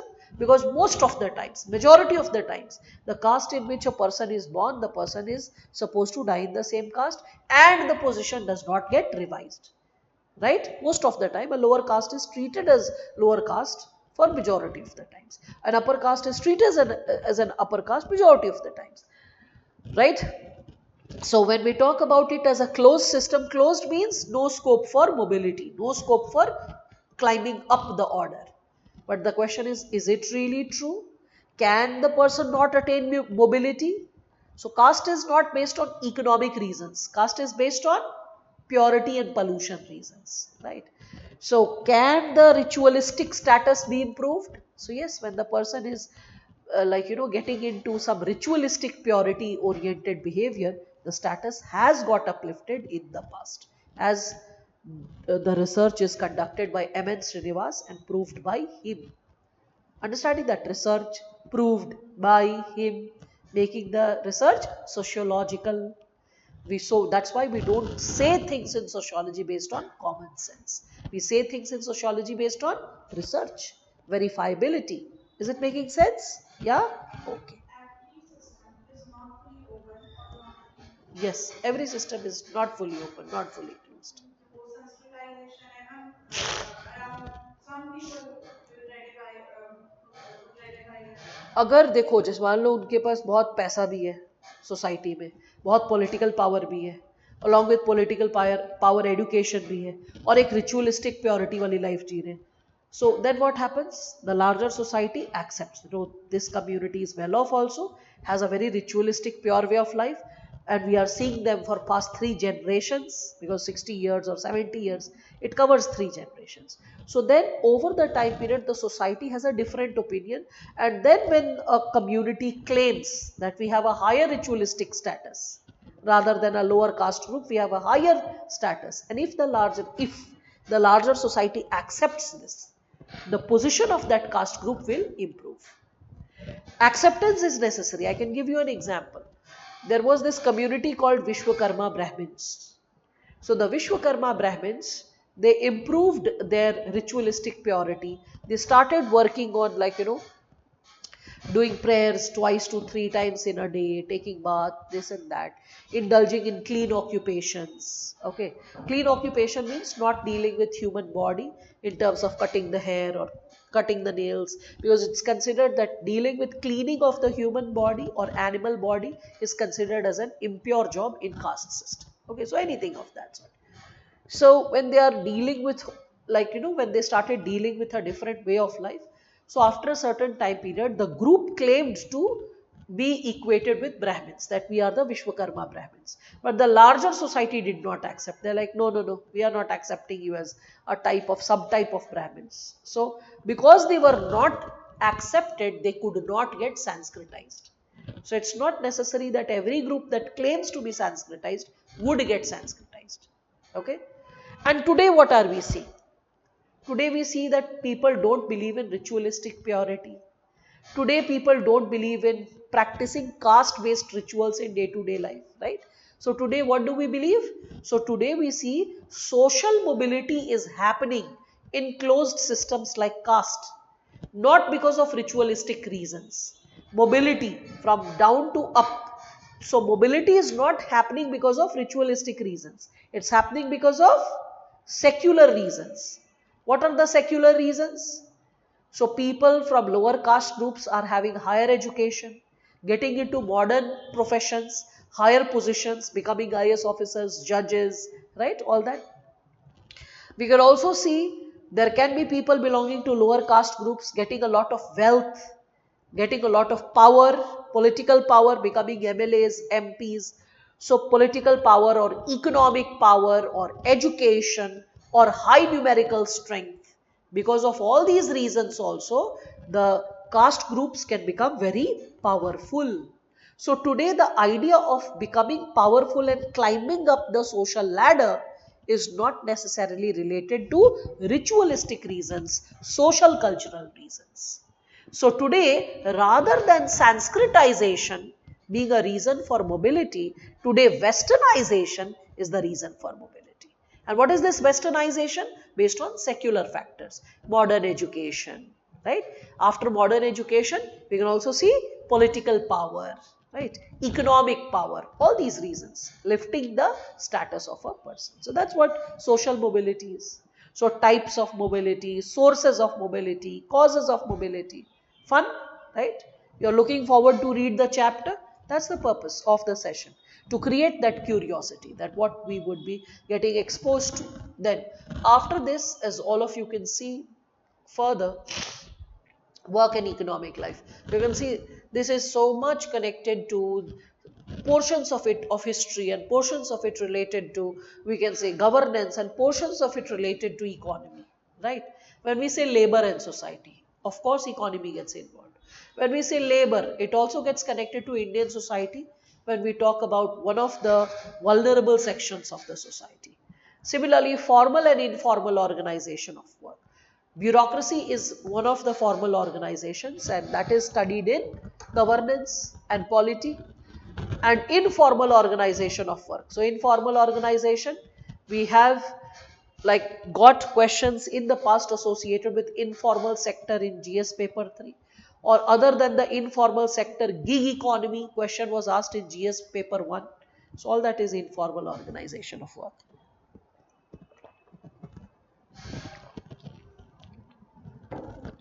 This idea of social organization of work in different types of society, how work was organized and divided, this idea with respect to slave society, feudal society, or industrial and capitalist society. This, all of you, I believe, can connect with respect to what? Slave society, feudal society, and industrial society, with which segment can be connected? Yes, these three. Yes, any idea? History, right? Slave society, right? Feudal society, so you'll be connecting it with history. It will be also connected with the thinker Karl Marx, because when I'll be talking about Karl Marx, we'll be dealing with a topic of Karl Marx related to historical materialism. So when we'll be reading Karl Marx and his concept of historical materialism, तो बस यहीं पर है Karl Marx देखिए. सो इनका इस concept of historical materialism में भी हम लोग समझेंगे slave society, feudal society, capitalist society, and there we all will be getting exposed to this given sub dimension, right? Let us move ahead. After this given sub-segment, then we have politics and society. I hope this is something which I've already shown, so all of you can connect with this, right? Highly connected to polity. Then there is another chapter, very interesting, that is religion and society. तो religion में past के और present के दोनों तरह के religion पे बात होगी. First, sociological theories of religion, what thinkers have to propose in terms of how to study religion, how religion is impacting the society. Then types of religious practices. So we can see that how primitive people had specific practices pertaining to animism, monoism, pluralism, sects, cults. And then we have religion in modern society, like for example we can see religion and science, secularism, right? Religious revivalism, fundamentalism, so all of it. Then we have systems of kinship. Systems of kinship, family, household, marriage, types and forms of family, lineage, descent, patriarchy, sexual division of labor, and contemporary trends. Now this patriarchy and sexual division of labor is there in system of kinship also, and this is also there in social stratification. See this? When we talk about patriarchy and sexual division of labor, so that will be dealing with what? Gender. Patriarchy will be dealing with gender, gender-based discrimination, gender-based stratification. And this is something which we all can connect with the chapter of stratification and mobility when we are talking about the component of gender. Right? So this dimension of gender also gets connected to the topic of family, marriage, kinship, that is systems of kinship, whereby we are talking about patriarchy and sexual division of labor. Is it clear? And then the last chapter of paper 1, that is sociological theories of social change, development and dependency, agents of social change, education and social change, science, technology and social change. So all perspectives, forms that lead to social change. Like development and dependency, when we will be seeing the second subtopic, it is so connected to IR, international relations, first world country versus third world countries. How the third world countries' interests can be sabotaged, compromised by the attitude of the first world countries. So we will be reflecting upon that as well. Now, a very interesting fact which I am going to share with all of you is how we all can see the given topics are there in paper 2 as well. Whatever is there in paper 1, it's there in paper 2. Okay? Can we do that? I'll be a little quick on the screen so that all of you can develop a sense of affinity. So, एक एक करके पहले chapter दिखाऊंगी, फिर उसका भाई बहन वाला टॉपिक पेपर 2 का देखो. So for example, in paper 1 we had stratification and mobility. In paper 2 we will find social classes in India and we will see caste system in India. Because you can understand social classes is related to stratification, caste system is related to stratification. So where do we see? So here is paper 2. And in paper 2, here we can see this. Social classes in India. So this is stratification. And other than social classes in India, we have caste system. Right? So both will be connected to social stratification. Again, we saw right now systems of kinship in paper 1, political system in paper 1, social change in paper 1. Let us see what is its impact on paper 2 when we are talking about the same. So in paper 2, after the social classes, you see systems of kinship in India. So what I generally do is, when I teach the topic of paper 1, like let's say I'm talking about social stratification. So when I'm teaching social stratification, then and there, in that moment, along with social stratification, I go ahead with the second possibility, and that is, along with social stratification, yes, along with social stratification, I'll be teaching social classes and caste system then and there, so that a sense of continuity is created. Suppose I am teaching systems of kinship from paper 1, global perspective, then systems of kinship in India, the Indian perspective I will teach then and there, so that the continuity is created. Simultaneously, suppose if I am teaching religion and society paper 1, I will teach religion and society from paper 2 perspective. I am teaching social change over there, I will teach social change with respect to first topic, visions of social change in India, in paper 2. So I hope you are getting an idea how the topics will be taught. What is extra in paper 2? So extra, which is in paper 2, is first, in paper 2 syllabus we will find thinkers. Okay, there are 3 parts to paper 2. So this was the 10th chapter of paper 1, sociology paper 1. Then in paper 2 there are 3 parts, A, B, C. You can see A is written, introducing Indian society. So in introducing Indian society, there are 3 subtopics. One is perspectives on the study of Indian society, which is nothing but the thinkers. Okay. So if you are reading Western thinkers, 6 of them. So how about knowing Indian thinkers? With respect to Indian thinkers, there are 5 thinkers who you need to understand more prominently. Okay. So there is G.S. Ghurye, M.N. Srinivas, A.R. Desai. Then A.R. Desai's concept is only his PhD research paper's name was this, social background of Indian nationalism. ठीक है, तो social background of Indian nationalism और कुछ नहीं था बल्कि A.R. Desai sir का PhD का रिसर्च पेपर था. Then we have modernization of Indian tradition. Modernization of Indian tradition is Y Singh sir का, मतलब Y Singh means Yogendra Singh. Okay. So primarily we'll be studying about Yogendra Singh sir, and we'll also be like knowing about Mackim Marriott and all such thinkers. So that's something when we are talking about him.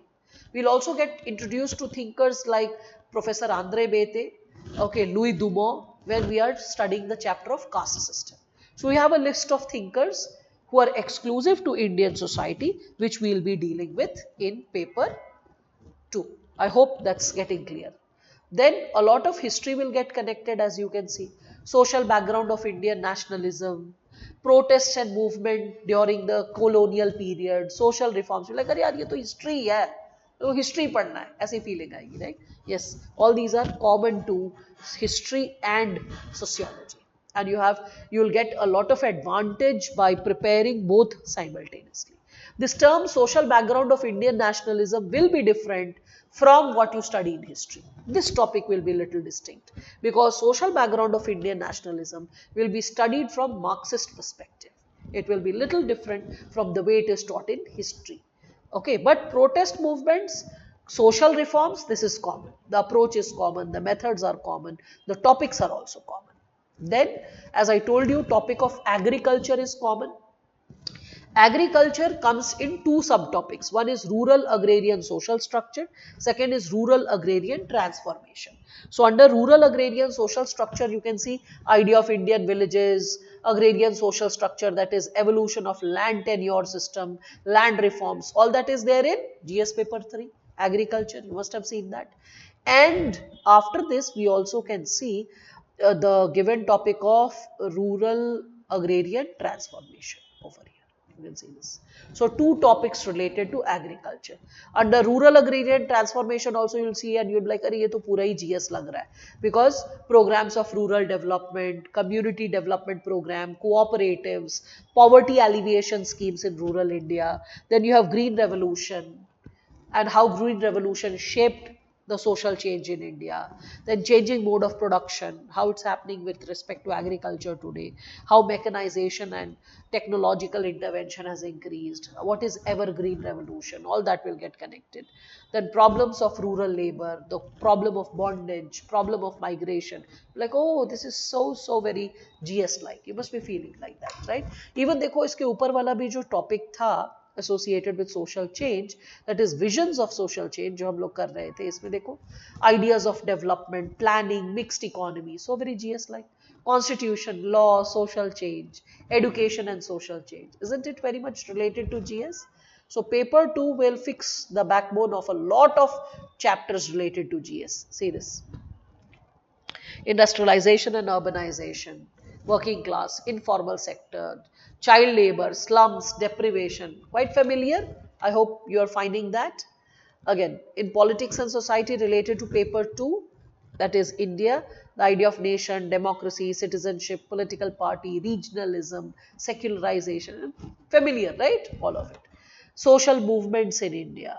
So social movements, history say it will get connected, peasant movement, farmer movement, backward movement, despite all that, this ethnicity and identity movement.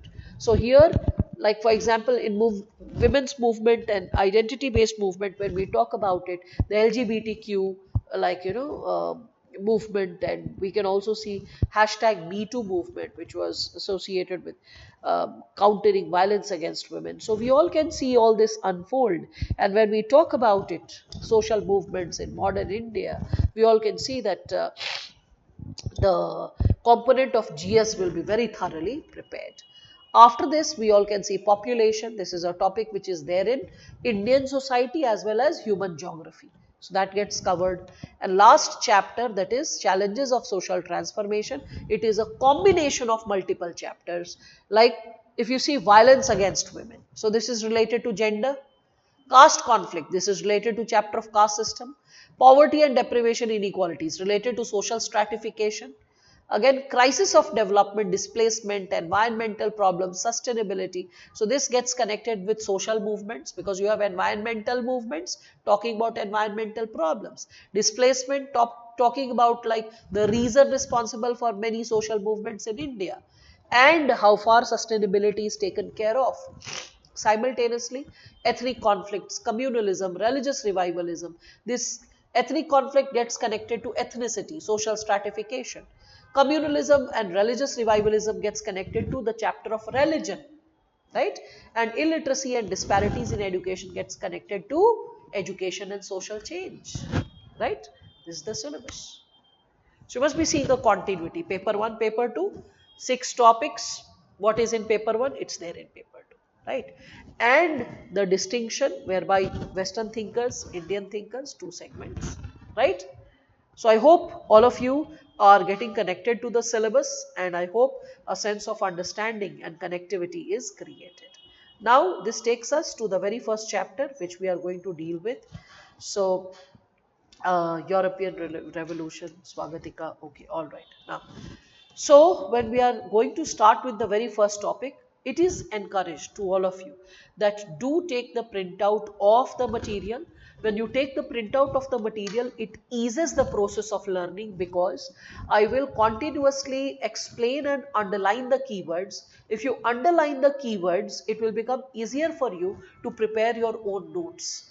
Do not try to see, if you're using the hard, like soft copy for reading, and you're comfortable with it, I don't mind. It's completely up to you. And if you're using the soft copy, you're using a tablet or some gadget which is having a bigger screen, and you're simultaneously underlining and editing whatever I say, and you're comfortable that way, it's okay for me. I'm not adamant about the hard copy thing if technology is supporting you. But when it comes to notes making, One has to become old school, because please do remember, you get selected not by typing the answer. You get selected not by copying pasting the answer. You get selected by writing the answer. So writing practice is a must. Without writing practice, you cannot deal with this given area. I hope that's making sense, right? So it is encouraged to all of you that please get into the practice of writing and preparing a lot of notes. As the session has commenced and we are going to unfold after the completion of the first chapter, I will be simultaneously sharing in our Telegram group. I'll be sharing how notes are made, how notes are prepared. After sharing how notes are prepared, you also will be seeing that, there will be efforts that will be made associated with what kind of interventions are required. And with respect to this, we all can also see that, when we are talking about this given sub dimension associated with this given possibility of notes preparation, when you are writing it, your tendency to recall the answer, recall the content, and produce it for examination purpose will also be ascertained, right? So, the subtopics in the syllabus related to chapter 1, sociology, the discipline, are first, modernity and social changes in Europe, emergence of sociology. Second topic is scope of the subject and comparison with other social sciences. And third, you all can see, is sociology and common sense, right? So about 27 pages material is shared with all of you related to the same. And we start with the very first one, that is modernity and social change. Now, what is written over here? Yes, we will be dealing with it, but prior to that, I'll give you a basic understanding of how things started unfolding for human beings across the world, especially Europe, because that's the core concern. See, when we are talking about the idea of modernity, how it starts unfolding. So we see that Europe, if you see the map of Europe, have you seen the size of the countries on an average? They are like little Indian states. Like in India, suppose you take a bus and you have taken a luxury bus, your friends have come from abroad, they want to see India. You take the bus, like let's say I have to choose a center, so let me choose Delhi. And from Delhi, you start moving to UP. And you take 3 4 stops in UP, maybe Lucknow, maybe Allahabad, maybe Varanasi, and you show UP, a bit of UP, and then you further move ahead to Bihar. Maybe you complete Nalanda, and after Nalanda, maybe Patliputra or something like that, which you feel is of some significance. And after that, you enter, like let's say, West Bengal. In West Bengal, also, you show like couple of places to the person, and then from there, you take a turn, you move to Jharkhand. In Jharkhand, also, there is Hazaribagh, where you have the 24th Jain Tirthankara's seat of power. There is, a pilgrimage site, so you take the person there. You also have, Bodh Gaya, where Buddha had attained nirvana under the Bodhi tree. And suppose after that, because Gaya is at the border of, I believe, this Bihar and Jharkhand, so you show all that and the industrial townships and all, and then you take the person to Odisha. So there's a fair chance that you're taking breaks, and within 15 days, you are able to let the person go through 6 states of India, right? It's possible. 15 days, 6 states. Is it possible? Covering UP, from there going to Bihar, taking a turn to, like, let's say, Bengal, and you're non-stop, like you're sleeping in those bunker beds of the bus. Is it possible? Quite adventurous. You can visualize that, right? Taking little breaks in cities, giving a round tour, getting back. Exactly. You go for Euro trips, the budget trips, they do the same thing. 15 days, 6 countries. Countries, 6 countries. You can choose the countries in your itinerary. Why did I discuss that? So that first you visualize that the countries, when we say in Europe, the size of them are more like Indian states. You can cover 6 countries in 15 days. It's possible. Though you will have to be like, sleeping and just briefly sleeping for 8 10 hours break. And other than that, you're always on the road. That's how you can complete 6 countries. Now, when we talk about Europe in such a situation, if suppose people are into cultivation, okay, people are cultivating, khana wana uga rahe, ration uga rahe. So if they are cultivating, the size of the land is quite limited of these countries. So in that situation, what will happen? If the population keeps growing, which will inevitably happen, so if the population keeps growing with cultivation, can they become prosperous? Can they become prosperous? No. Size of land is not increasing. So with cultivation, to bhai baat nahi banegi. So they need to find new answers to the old queries. So what will happen? Suppose a feudal lord has suppose 200 acres of land and has 4 sons and starts dividing the land. So second generation 50 acre. Suppose that son has again like let's say 2 sons. So third generation 25 acres, right? And suppose that son also has like 2 sons. So within 3 generations, the fourth generation, it will be 12 and a half acres from 200 acres. So the feudal lords, they realized that it's not possible to fragment the land. Khatam ho jayenge. So what they did was that they started giving the eldest son the access to land, property, and to the rest of the sons, they gave money, ki ye lo paisa aur bhag jao, find your own answers in the larger world, go and explore, become a trader, become a merchant. And when these traders and merchants loaded on ships, imagine even today the sea, if it gets rough, how scary it is. And so many traders and merchants, they lost their lives. And still, due to seafaring, they were able to explore and find new lands, right? New continents like Africa, Latin America, North America. And all the time, they kept trying to find the route to Asia. Why? Because Asia was the land of prosperity, right? Majority of the ancient civilizations, right, it was there in Asia. Whether we talk about India, China, Japan, we can see all that, right? Again, the relief feature is also quite, we can say, favorable for growing crops, different seasons, etc. So when we can see that the Europeans, they started exploring. Why?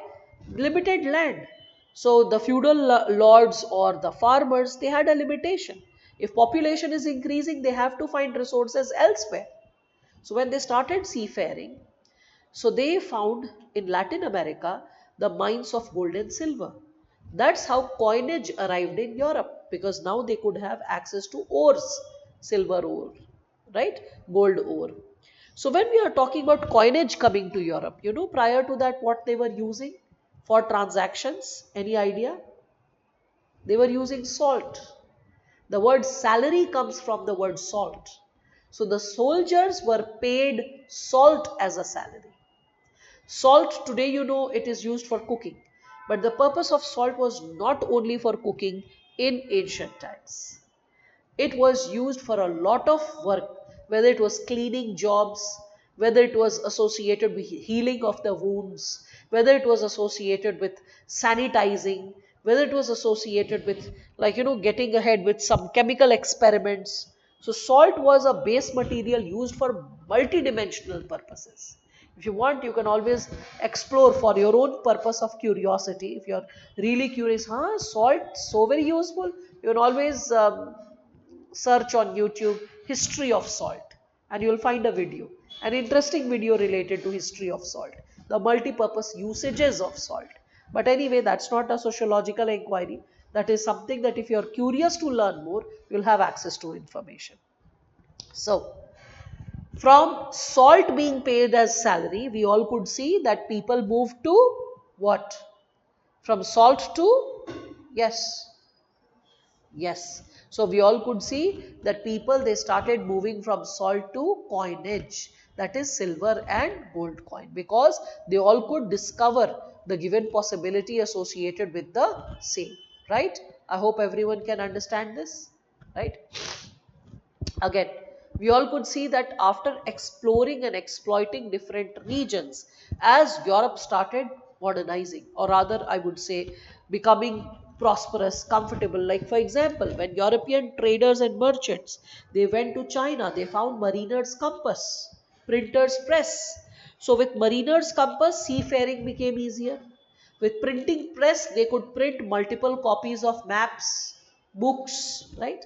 Evangelical activities became easier. What is evangelism? Spreading the message of Christianity. So when you try to spread the message of Christianity, I hope that's making sense. That is evangelism. So they published Bible, they published the maps, multiple copies of maps. So it started becoming easier, seafaring. So from different parts of the world, they started carrying the goodnesses, the research work, the best of the other worlds to their own societies. I hope that's making sense. With that, also innovation reached, like for example, gunpowder, printing press, all these are innovations. So different innovations also reached Europe. With further inquiry, innovation and research, we all could see that huge machines were being invented and they were facilitating bulk production like spinning jenny, giant wheel.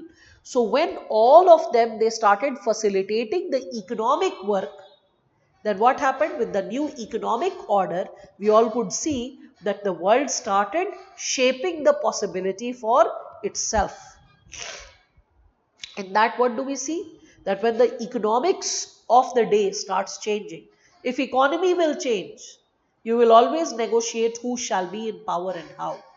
For example, let's say the traders and the merchants, now they are making money.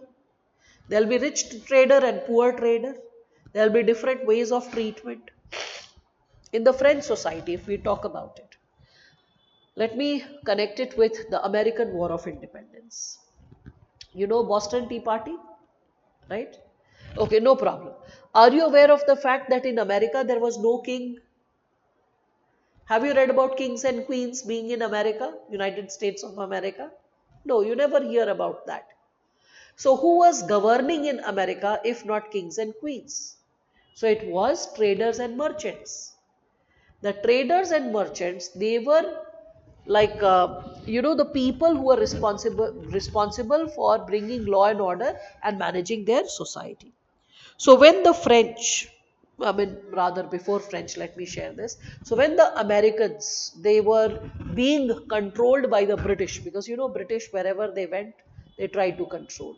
So it is the British, the French, the Spaniards, people from different parts had reached, like we can see, the American coast. And bit by bit, they tried to influence the territory, and then they settled for a couple of generations. So the British Army, it tried to control parts of America, to which when America resisted, those traders and merchants who were like taking care of their federations, when they resisted, they sought the help of who? France. Because if you read about the War of Roses in Europe, you will realize that War of Roses, yes, it lasted for about 200 years. Can you beat it? 200 years. It's quite a sumptuous time, right? For 200 years, like the soldiers are continuously fighting and generations are fighting. पीढ़ियां निकल जाएंगी 200 साल लड़ने में, है ना? So I believe everyone is connected, everyone is finding the whatever is being taught easy, and you can visualize this. I'm just creating a background for what happened, due to which the changes emerged, and due to those changes sociology emerged. And that's not something which is to be like written in the answer, but without that you cannot understand what will be taught. That's why the background is being created. So now what happens is that when we are talking about what starts unfolding on ground, okay, we all can see, we all can correlate with, yes, what can we correlate with when we start thinking about the change that happens in Europe, or rather first America. So first thing which we see is that when, because of this War of Roses between Britain and France, so enemy's enemy is one's friend. So American enemy, if it was British, so who will be the friend? French. So they reached out to the French army, that how about you supporting us to fight against the British? So the French army reached where? They reached America, and they facilitated fighting against the British army. Now when the French soldiers returned back to France, Already the intellectuals were debating, and the intellectuals were also sponsored once in a while by the intellectuals. को कौन sponsor कर रहा था? Capitalists. Who are the capitalists? The ones who are owning big factories and engaging in bulk production, who are making money. What will a capitalist need? Favorable laws. Ambani जी कभी PM नहीं बनना चाहेंगे, पर उनको पीएम अपना ही बंदा चाहिए होगा जो ऐसे लॉज बनाए जिससे अंबानी जी के जितने कॉन्ट्रैक्ट्स हैं फटाफट पास हो जाए, right? So a capitalist will always need a leader who is in his or her favor.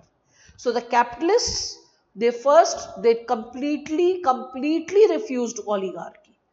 The capitalists did not believe in the power of council of ministers, but they did not know what should be the answer, because democracy like thing was not experimented in a modern way on ground.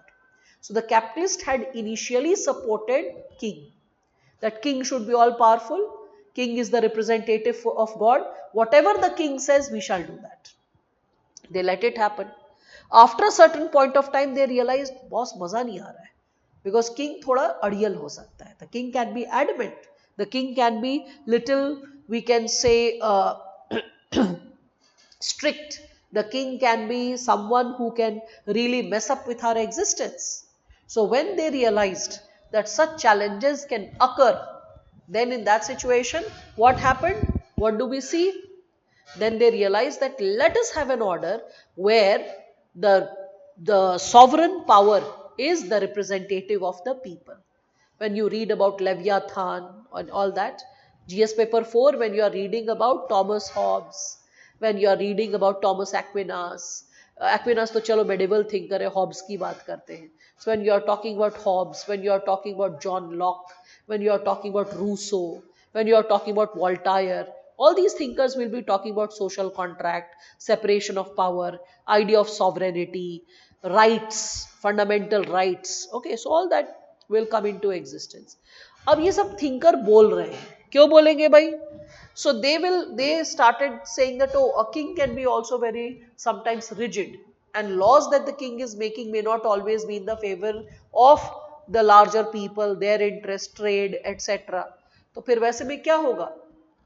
In such a situation, what will happen? People will have a tendency to rebel. People will have a tendency to protest.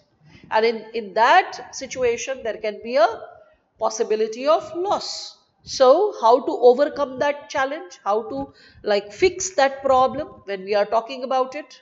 So, we all see that in that situation, people started negotiating what should be the way of governance.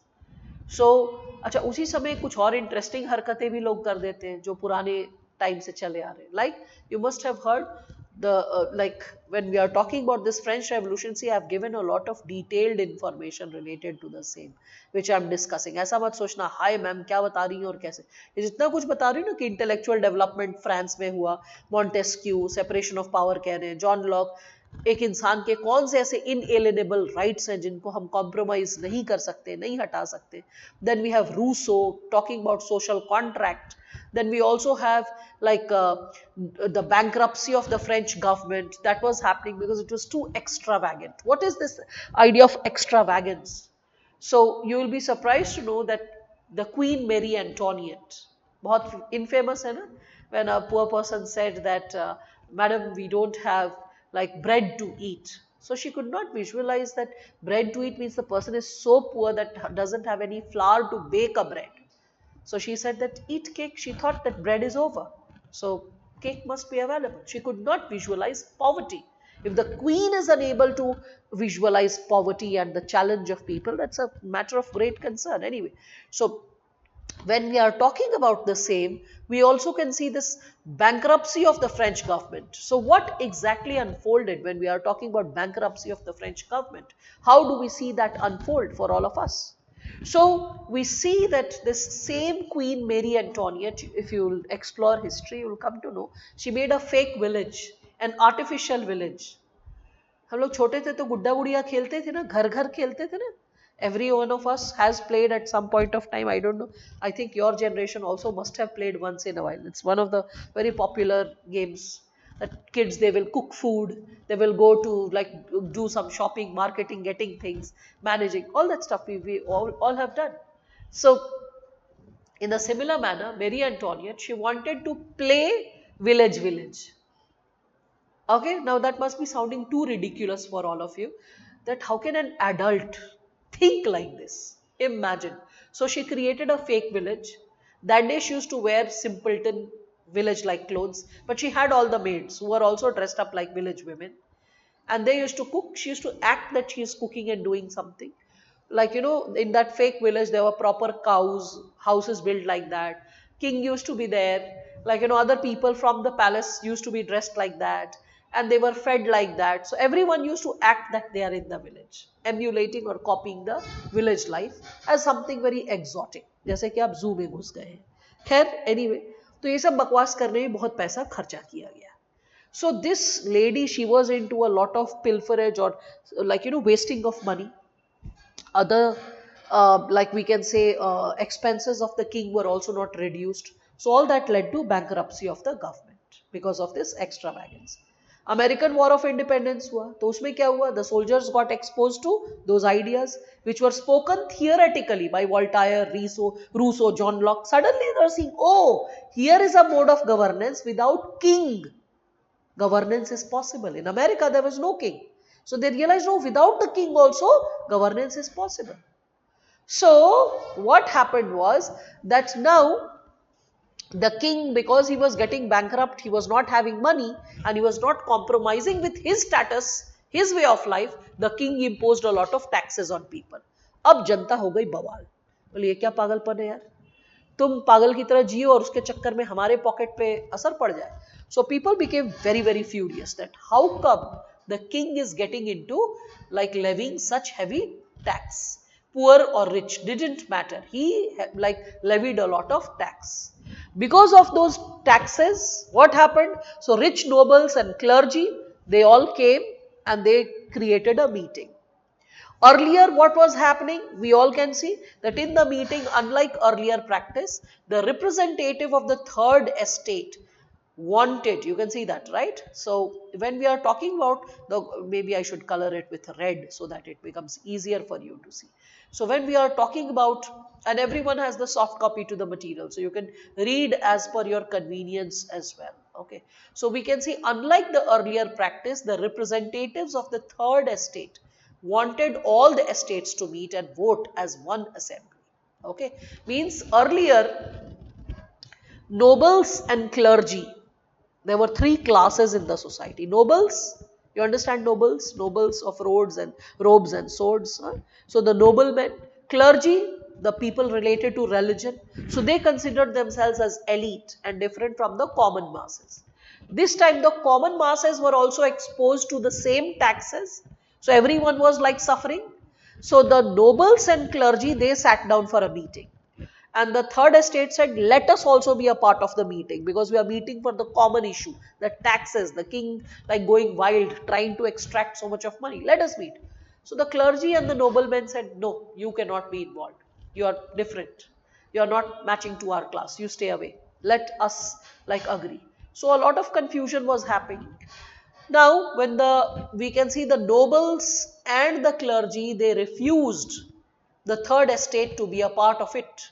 So that led to the formation of a national assembly. This national assembly, it held a meeting in the hall of Versailles near Paris.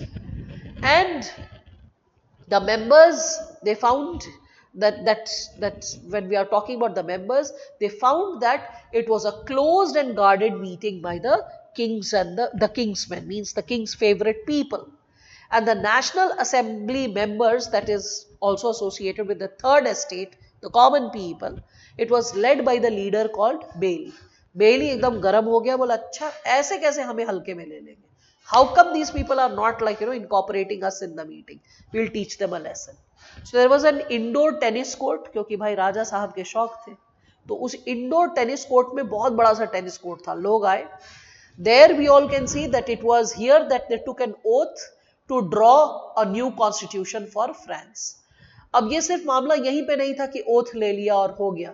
ये जो इसीलिए oath of tennis court भी इसको कहते हैं। उसके बाद जनता और बवाल और गर्म हुई, लास्ट में finally what did they do, so last में दे असैसिनेटेड द किंग, ठीक है, राजा को मार दिया। लेटर ऑन कुछ ही हफ्तों के बाद, मीन्स ऑलमोस्ट अ मंथ और two, Marie Antoinette was also killed. So now king is removed and now people's representatives will come to power. Never ever politically they had experienced this scenario. What is happening in this? Political change. Before political change, what was happening? Intellectual change, change in ideas. Simultaneously, what is happening? Economic change. So massive changes were happening in Europe. And whenever change happens, what happens to us? We experience discomfort. Just visualize yourself in an offline class. I've generally seen a student sitting in a specific corner. Suppose a child is sitting every single day on this seat. So if the child is sitting on this seat, the child won't be sitting on one day on that seat and then this seat and then this seat. वो subconsciously आके वही अपना bag रखेगा और वही बैठेगा 360 दिन, अगर 360 दिन का लेक्चर है। So why is this? Because we human beings are fixated with our comfort level. We always go ahead with what makes us feel at home, what makes us, gives us a sense of ease and belongingness. Many people you will see they'll have resistance to travel for the same reason. Why they resist traveling? Food will not be up to mark. Like Southeast Asia, people who are vegetarians, they get scared. Why? They'll say veg salad and in that shrimps can be there or fish can be there, because they consider that fish or shrimp is just like, vegetables of the sea. So they don't treat it as non-veg. So you have to be very careful when you are visiting like Southeast Asia. If you go to Europe, nowadays thankfully vegan culture is catching up across the world. So at least you can have vegetarian food. Earlier, you didn't have much option for vegetarians. Especially the more remote areas, the more dry the situation. So in such a scenario, when we are talking about the given possibility of change, people are not comfortable to change. So whenever there will be so much of change intellectually, emotionally, financially, politically, and there's so much of rupture, what will the intellectuals do? The intellectuals will try to find an answer to the change. So there was a professor who was associated with physics. His name was Saint Simon. Professor Saint Simon, he said that there can be a scientific way to study the society, what the society is undergoing. Like for example, in science, what do? We do cause-effect relationship. We try to understand what are the causes of a change and what will be the impact of a change and what will be the future possibilities of the change and what ought to be there to alter the change, right? That's what we do in science with cause and effect relationship. He said we can use the same cause and effect methods and principles to study society. If we are able to understand what are the causes impacting the change of the society, we can also predict what kind of impact can be created, what kind of interventions can be created to alter, right? To alter the experiences or to alter the human phenomenon. Are you understanding this? So when he said so, he created a discipline, a subject called social physics. ठीक है, तो उन्होंने एक subject create किया, उसका नाम था social physics. और यही सेंट साइमन के डिसाइपल इंटर्न कौन थे? Auguste Comte. So Saint Simon's disciple Auguste Comte was there. Saint Simon went for public lectures. He gave a lot of lectures related to creating a new discipline, a scientific discipline to study society. And when he said, let us study society systematically, scientifically, he proposed those ideas, and few of his lectures, few of his essays were also contributed or written by Auguste Comte. He was also helping him to contribute the content, to create the content. Saint Simon then died. After Saint Simon's death, Auguste Comte continued with the work.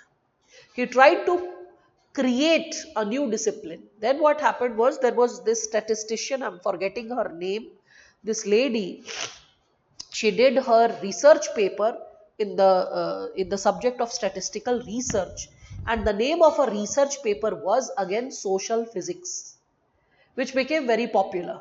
So Auguste Comte realized that the name social physics is becoming little common, but from statistics point of view. So that's why Auguste Comte changed the name from social physics to sociology. That's how the name changed from social physics to sociology. And what was the purpose? Let us study the society scientifically. Let us understand the research methods and techniques and how the society needs to be studied.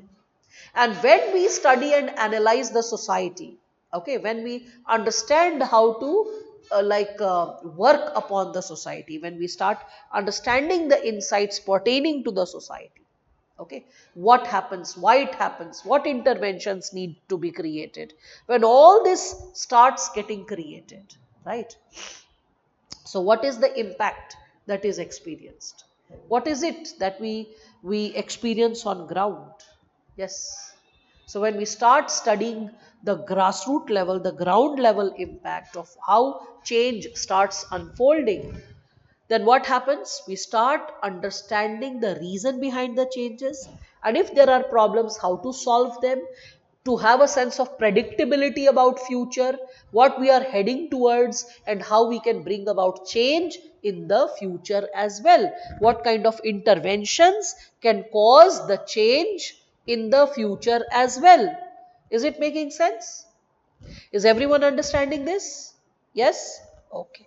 So that's how they started understanding the thinkers, they started understanding the society through a systematic order of research. Are you understanding this? This is what the discipline is all about. The wholesomeness of the discipline all about. So I just gave you a brief background of what the subject matter is, what are the chapters that we are going to study, what are the topics that we will be engaging with, right? Because today is the first session, I don't want to overwhelm you with a lot of information. Two things which I'll always do. One, I'll encourage you to do some homework because that will always keep you connected and on the toes. Second thing which I'll do is every day before starting the session, I'll give a brief recap that what you have understood and then start the continuity of it, the notes that you have studied, so that when I further add to the insight, you realize that what qualitative enhancement you experienced. You can sense that whatever I teach, explain in the session, it is not necessarily what is written in the sheet. I give a lot of background, a lot of insights, which builds the wholesome picture of the lecture. Okay. What is necessary for the exam to write the answer is in the handout. If it is missing in the handout, I make flowcharts and keep explaining. All right. But if you experience any kind of change, if you experience any kind of challenge related to the material, okay, you will always keep sharing and I'll update the content for you accordingly. What is necessary for the exam has been, I would say, consolidated in a simplified manner and presented in the form of notes. Okay. So when we are talking about thinkers who have contributed to the emergence of sociology, ये सब तो आपको background मैंने ढेर सारा दे रखा है. So when we are talking about all this here, and like when we are talking about how this given phenomena unfolds for all of us, so how, I mean, there are a lot of question answers and stuffs that I have created. So अच्छा पहले मुझे बता देना चाहिए homework क्या है, and then I should like move ahead with the things. So huh? Comte can be included under positivist. Yeah, he is a positivist. Auguste Comte is a positivist because Auguste Comte will be following the scientific method. His mentor, that is Saint Simon. So we can see that Saint Simon was a physicist. So, and Comte was also interested in chemistry. And later on, we see that Comte gets interested in politics and religion as well. So there's a constant dilemma and dialogue with respect to Comte, what he wants to create. So the basic homework that I'll be sharing with all of you is start reading from this Modernity and Social Change, Emergence of Europe. There's a brief background that is given over here, that how change unfolds in the form of the period of enlightenment. or rather when we say modernity, how modernity unfolds, so it unfolds in three manners. One is enlightenment, second is the French Revolution, and third is the Industrial Revolution. When I say enlightenment, enlightenment is age of reason. French Revolution, it is related to political sovereignty, and Industrial Revolution is associated with economic change, that is the concept of the system of mass manufacture. I've elaborated upon the three quite exhaustively underneath, so that if you get an exclusive question related to enlightenment, you have a lot of food for thought. You have exclusive question to French Revolution, you have a lot of food for thought, or Industrial Revolution simultaneously. So you'll just get an idea over here. See, I just explained you the French Revolution till this bit. Then I have given a lot of details related to the same, that what all changes were happening in Europe in general. So in Europe, we can see these revolutions when we talk about it. So how these revolutions were shaping the European society. What was like how economic change led to urbanization, because industrialization होगा तो urbanization होगा, factory system आएगा तो urbanization होगा. अगर urbanization होगा तो slums, ghettos, child labor, exploitation of women, prolonged working hours, unhygienic living conditions, all these will be social problems that will emerge, right? So that will be related to economic change. Political change will happen, and that is something which we can connect with French Revolution. And simultaneously, all this will spark new ideas, new perspectives. So intellectual revolution will also happen. So I have discussed the change that unfolded in Europe starting with enlightenment, because first always the change happens in the form of ideas.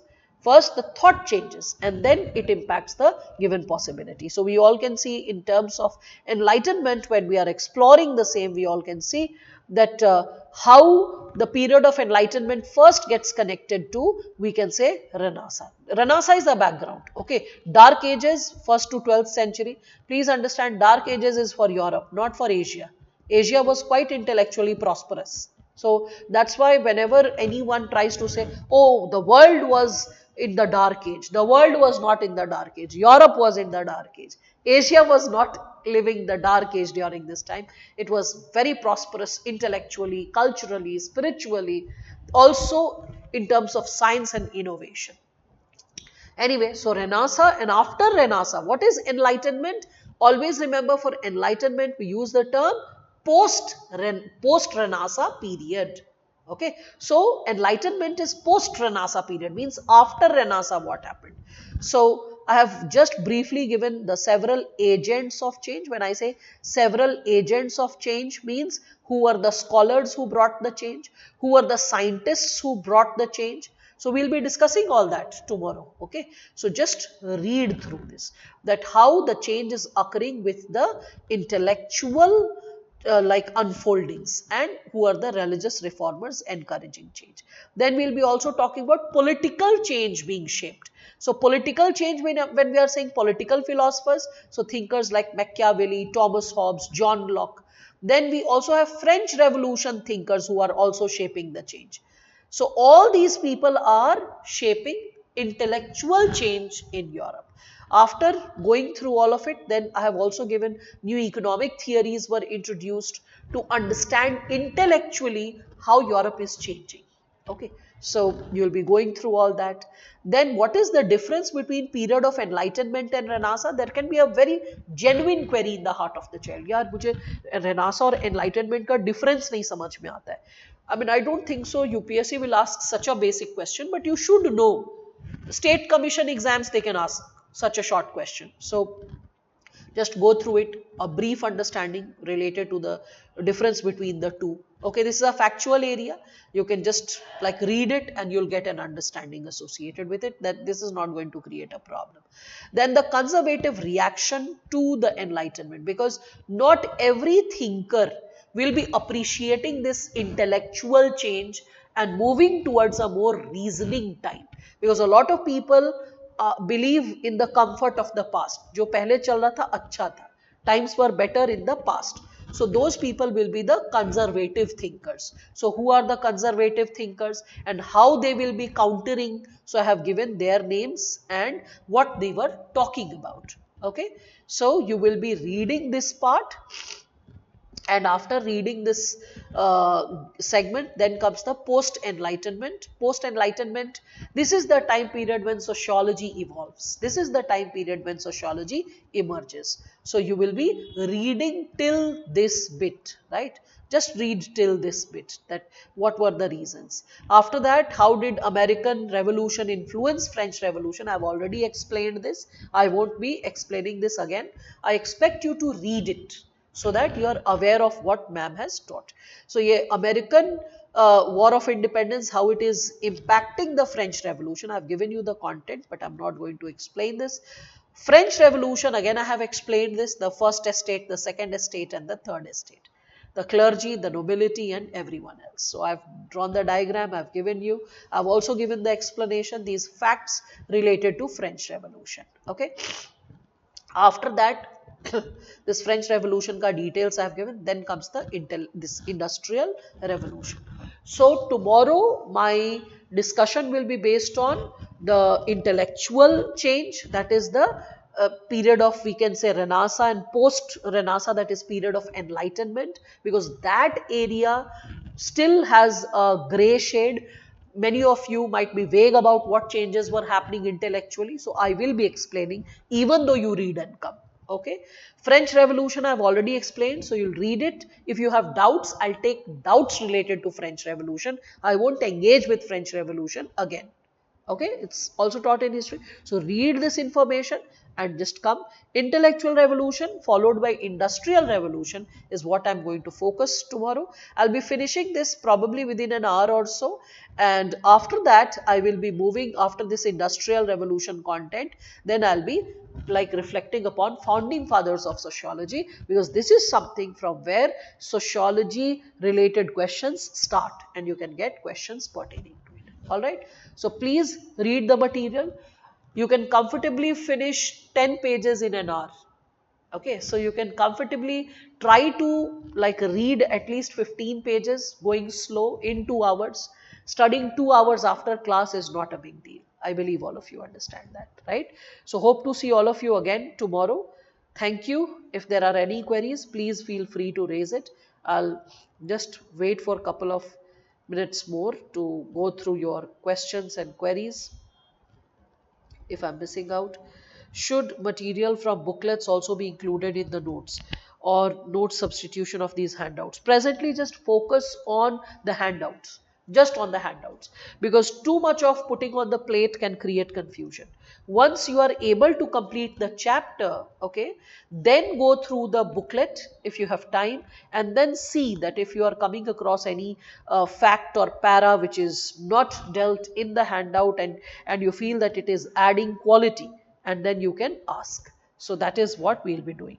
Do we have to read till page 15? Arre, read till page 15 a quick whiff, till page 8 attentively. Till page 8 attentively, but complete till page 15. Have a wholesome idea of what it is. Do send this soft copy has been sent in group. It seems few students have joined in late. No problem, it shall be facilitated. All right, any other doubts? I believe everything is done. Okay, so don't overwhelm yourself suddenly with too much of information. Just stick to the handout and complete 15 pages of quick reading, paying attention to the first 8 to 9 pages. All right, thank you so much. Have a good day, all of you. Thanks.